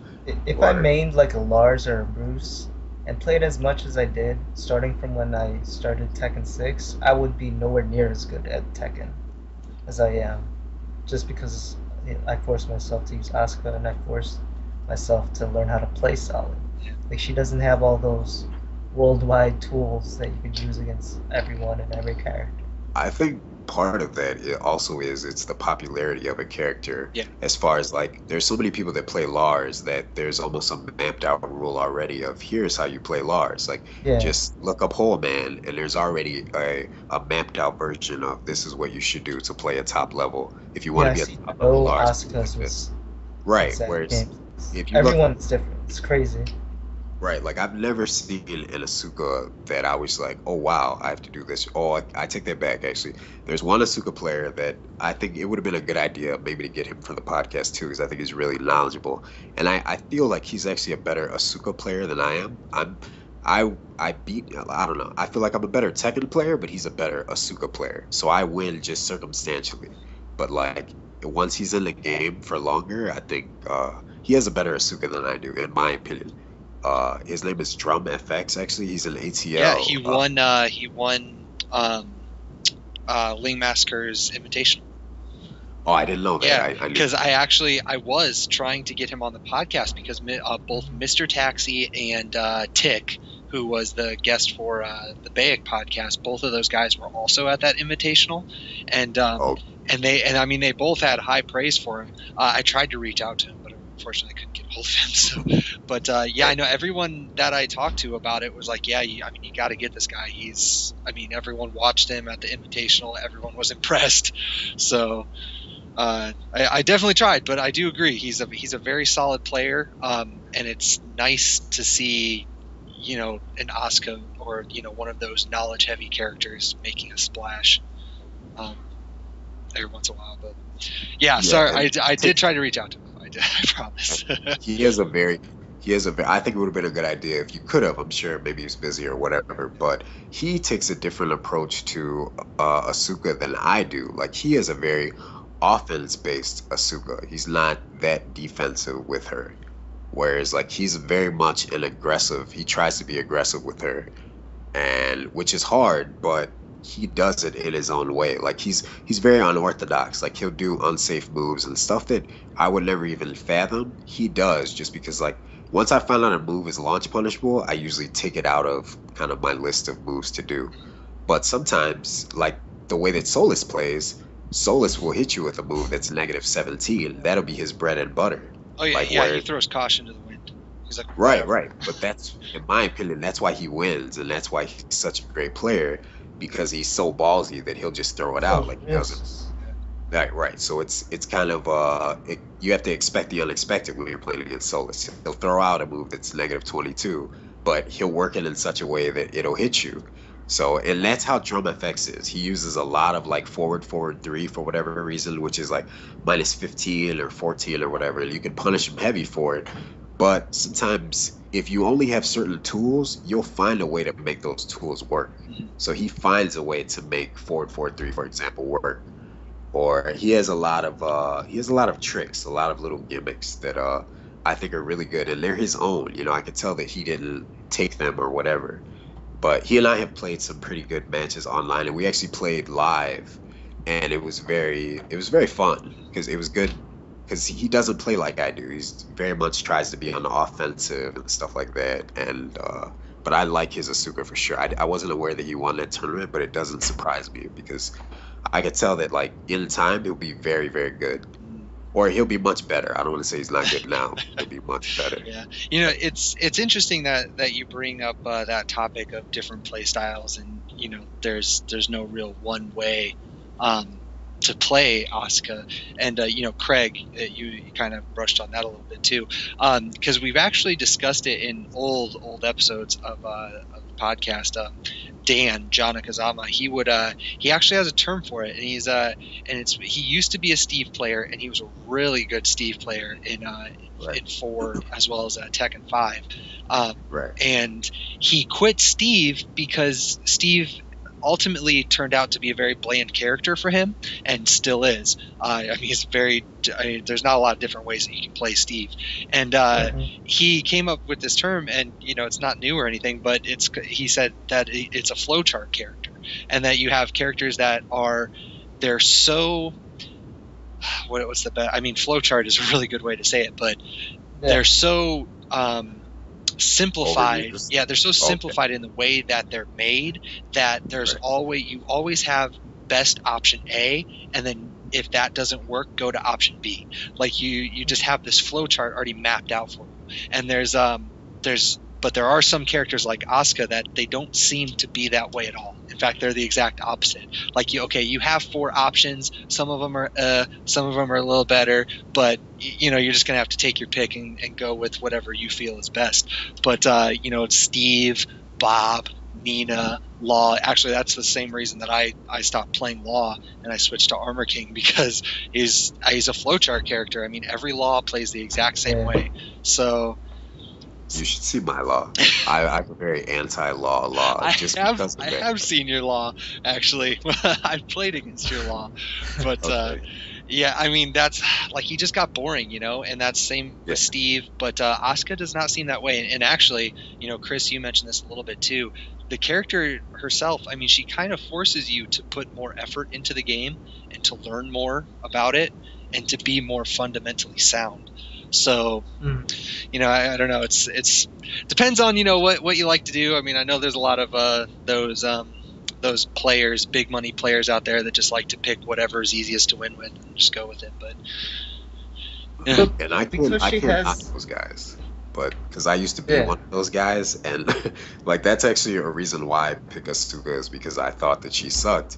And I felt like if I beat you with this horrible character, there are no excuses. Yep. If I'm beating you, like you could say, all right, in Tekken 4 I beat you because I used Jin, or Tekken 5 I beat you because I used Steve, or whatever. But I felt like in Tekken 6, if I take who's considered to be one of the worst characters, there are no excuses when you lose. And I really like that about her, is that if you win, it's a true win. You didn't win. Like if somebody walks away talking about how cheap my Asuka was, I'm actually happy now. Like whereas in the Tekken 5 days, if you walked away talking about how cheap my character was, I might get offended. But now I'm actually happy because I'm thinking to myself, like, here's this sucky character I'm using. I just beat you down, and you're saying that she's cheap. It's like, it feels good. That's a victory in itself. Yeah. So, but yeah. Go ahead, Chris. You were saying something. I'm sorry.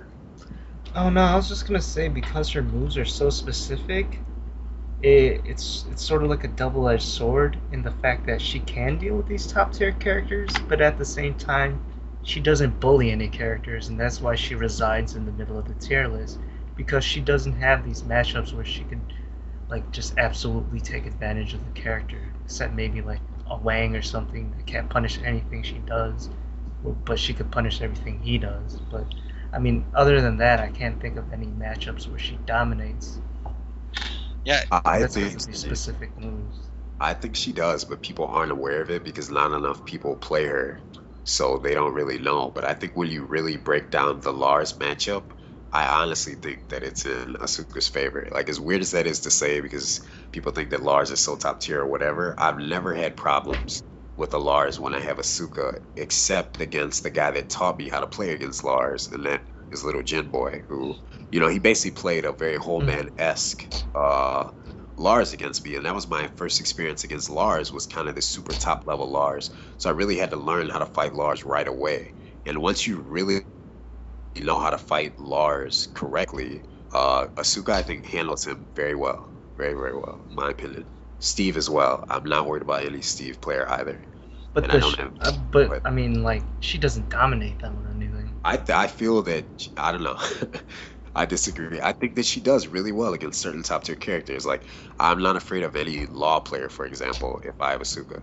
Well, what I mean by not afraid, I mean that I think that I will win the match. So what do you like in those characters that you just mentioned? Are you thinking like a 7-3 split, like 7-3-8-2, something that's really, really heavily in her favor, or are you thinking more of like a 6-4?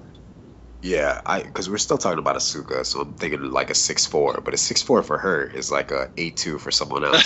Yeah. So but I'm saying, like, that's not domination. Yeah. I mean, characters like Lars and stuff, they have like 7-3s across the board, and that's in people's heads. Yeah, number one, I don't like to use those terms because I feel that it's so different when you talk about the hands of the person controlling that character. But like, I think that can change so much. Well, yeah, it's when you talk about those kinds of I do and don't like using those kinds of matchup terms. Right. Out of best of 10 or whatever. I don't like it in that sense because it is. I mean, it's very much on paper. 7-3. But at the same time, it acknowledges a couple things that most tier lists don't really acknowledge. For one, a 7-3 matchup doesn't mean that the 3 character can't win. In fact, it acknowledges that 30% of the time that character can win. And then and it also acknowledges that there are certain advantages that characters have over others, which I think a lot of people like to. I'm definitely very much a skill-based ideology kind of person, where I think that if you're good enough, you can beat anybody with any character. But at the same time, I do think that certain characters make that easier. So like that kind of interpretation. It's kind of built into that. But I definitely I don't like to make it, you know, like a paper only thing. Like, you know, this character can't win. This other character has too many tools, et cetera, et cetera. Especially in Tekken, Yeah. I mean, it's nowhere near as specific as, like, say, Street Fighter or anything. Right. I think Street Fighter is so much in the box and they have so few moves that it's really hard to be outside of the box and really create your own character. Whereas that's why I don't play Street Fighter. I play Tekken because you can really play your own fighting mentality. Whatever your kind of fighting mantra is, you really can play that through your character. Like, I'm a turtle, so I play like a turtle usually. Or Solus is like a drunken, just throw caution away guy. So he Drunken plays. Literally. Yeah, so he literally usually plays drunk. like that. Like, that's what I love about Tekken, is that you really can then play that style if that's what you choose to do. So yeah, Absolutely. Solus is the original drunken master for sure. I don't know, man. We have some Iowa players that would debate that about, but we have some drunks here. I'm not gonna lie. But anyway, so man, I think we pretty much beat that subject to death. So that was really good discussion though on the matchup stuff. I mean, even though we can't sit here and discuss as much as we may want to, we can't sit here and discuss every character matchup. But I think we covered it pretty well. So with that being said, I think we did a really good job covering Asuka. So before we end the podcast, I do like to give the guests kind of a last word. So before we go to that, are there any like final comments that you guys want to make about Asuka that maybe we didn't get to, or something that you think people should know before we kind of put the fork? I want to say that she sucks, but if someone can beat you with her, then you suck. So there. Anyway. Any last words about Asuka, Chris? No, I just want to say, like, shout out to the Asuka players out there. There's a reason why she's one of the last characters to be gone over in this podcast. But, I mean, she's getting some pretty good buffs for Tekken Tag 2, and she will be a much better character. So if people want to stick with... Because, like, she's the type of character that people love her design, and they want to play her, but when they try to sit down and play her, she's like, oh, like, I can't do this.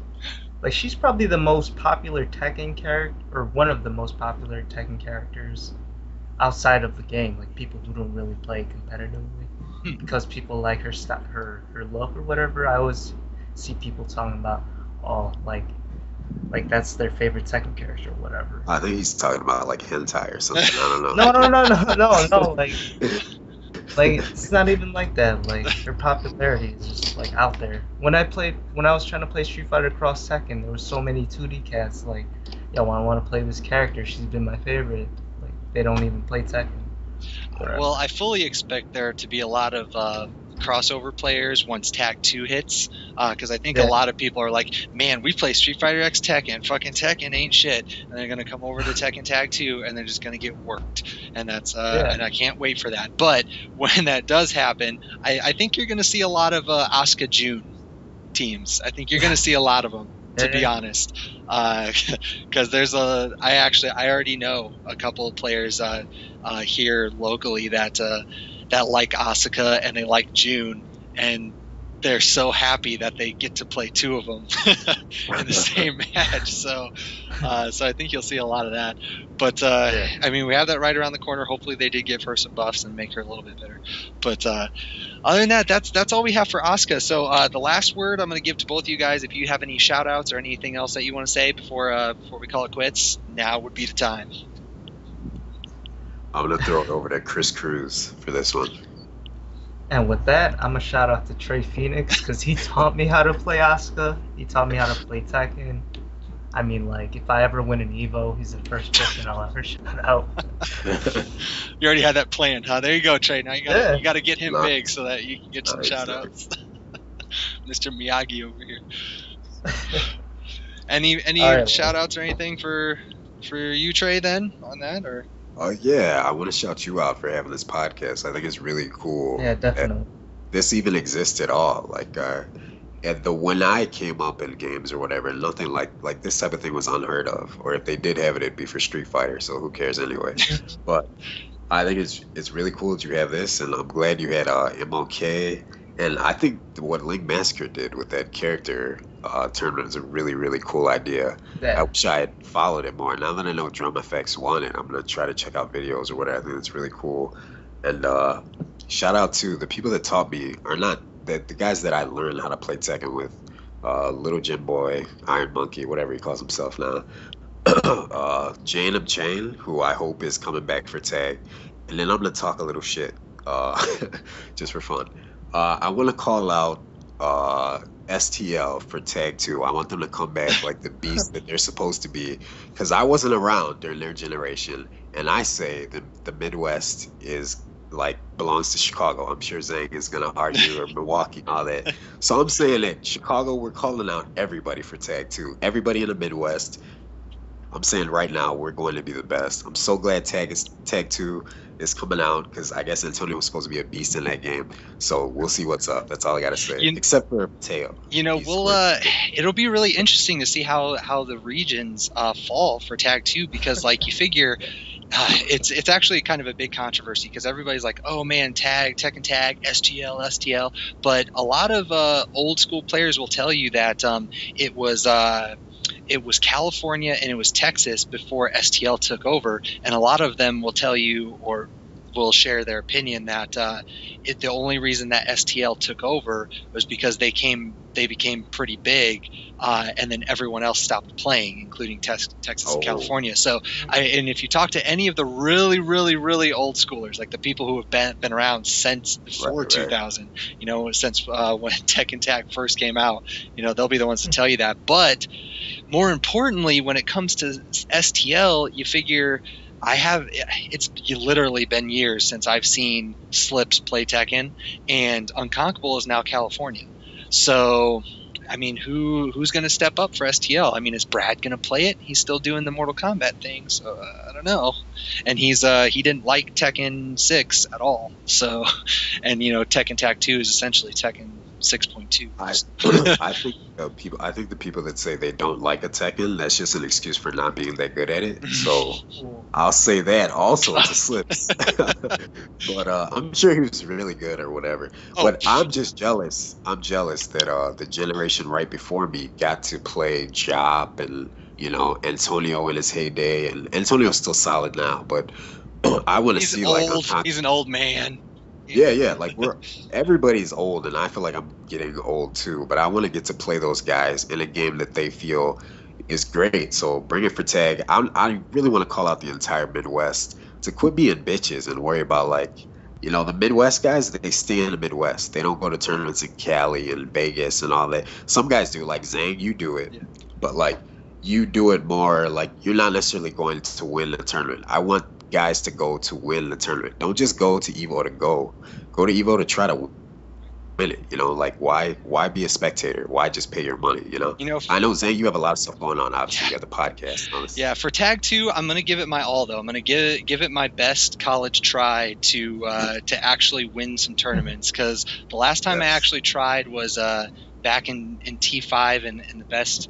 I placed third behind you and Little Jim Boy at that E, and I had a decent showing at Evo, but nothing to write home about. But it's one of those things, where. Did you play Law? You played Law against me, right? I did, and actually, it kind of sucked, because that tournament, like, I was on fire. I was beating everybody down, and I lost to both you and Little Jin Boy, and both of you motherfuckers played Eddie, and I never played a fucking Eddie. Ever. I had not played any Eddie in T5, so I was like so salty about that shit. I was like, oh, of course I lose to the same character twice. I have no idea what I'm doing against this character. But I thought I remember taking Lila again. That's true, but I guess I picked Eddie. No, you picked. That makes sense. Yeah, because I think I lost to Little Jim Boy first, who was playing Eddie throughout the whole thing. I think. Yeah, you did. And then, I think you were watching that, and then when we played, you picked him. As well. No, because the only Nina I played in that tournament, if I remember correctly, was against what the hell's his name? Six from Wisconsin. Yeah. And ironically, I beat him down in the tournament, and then I lost the money match. Go me.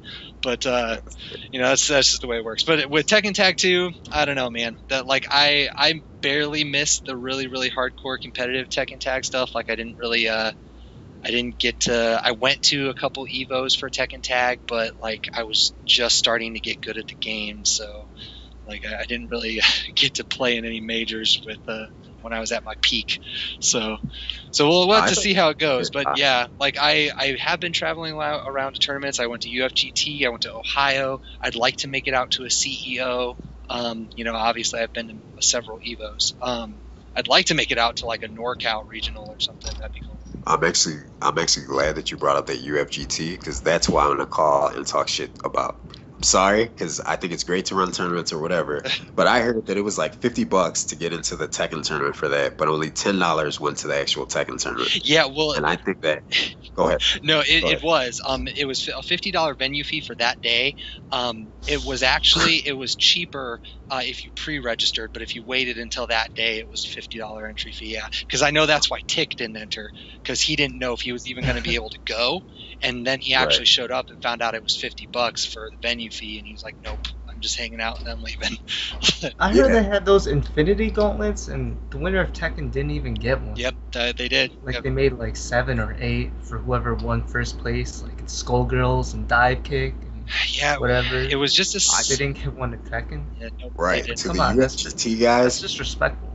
Yeah, I think the whole tournament was very disrespectful, just because I don't think that the venue fee shouldn't be going to like make people rich. The venue fee should just go to pay the venue. Mm-hmm. It shouldn't be going so anyone can profit off of the tournament. If anything, you should kick the profit back to the Tekken players or the Street Fighter players. I don't care what game you're playing.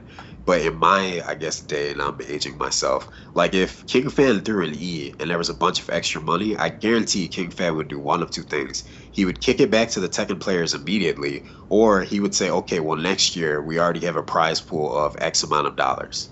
Well, and a little note on him, and one of the reasons that he stopped doing the E's and we kind of picked it up, he rarely ever did venue fees. So almost always he ate that cost, and then all of the entry fees just went to the pot.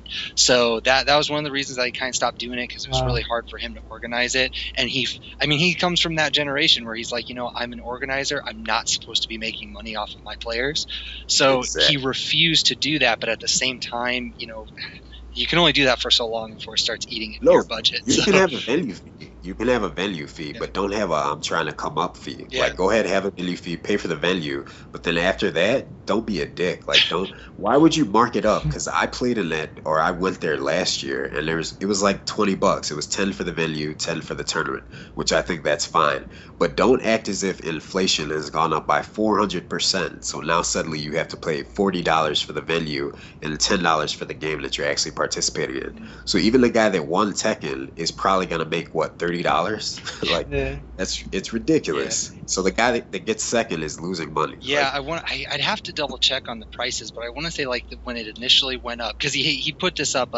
Keats, who's the one who ran it, I want to say he originally put it up like 7 months ago or something like that. When the pre-registration first went live, it was only like $10-15, something like that, and then it went up to 25 or 30, I think, and then it kind of jumped to the ridiculous 50, which, I mean, it's one of those things where, I mean, I completely agree $50 is a little egregious, but same thing. It's kind of my same issue with Evo. It's like you're getting all this sponsorship stuff and you're getting all this stream money, and I know that it costs a lot of money to rent out like 4 ballrooms, which he did for UFGT, but at the same time, I don't have access to your books, so I have no idea what you're spending on and what you're doing. But at least with UFGT, unlike some tournaments that I will not name, I mean, there are some big events where they don't really do anything extra.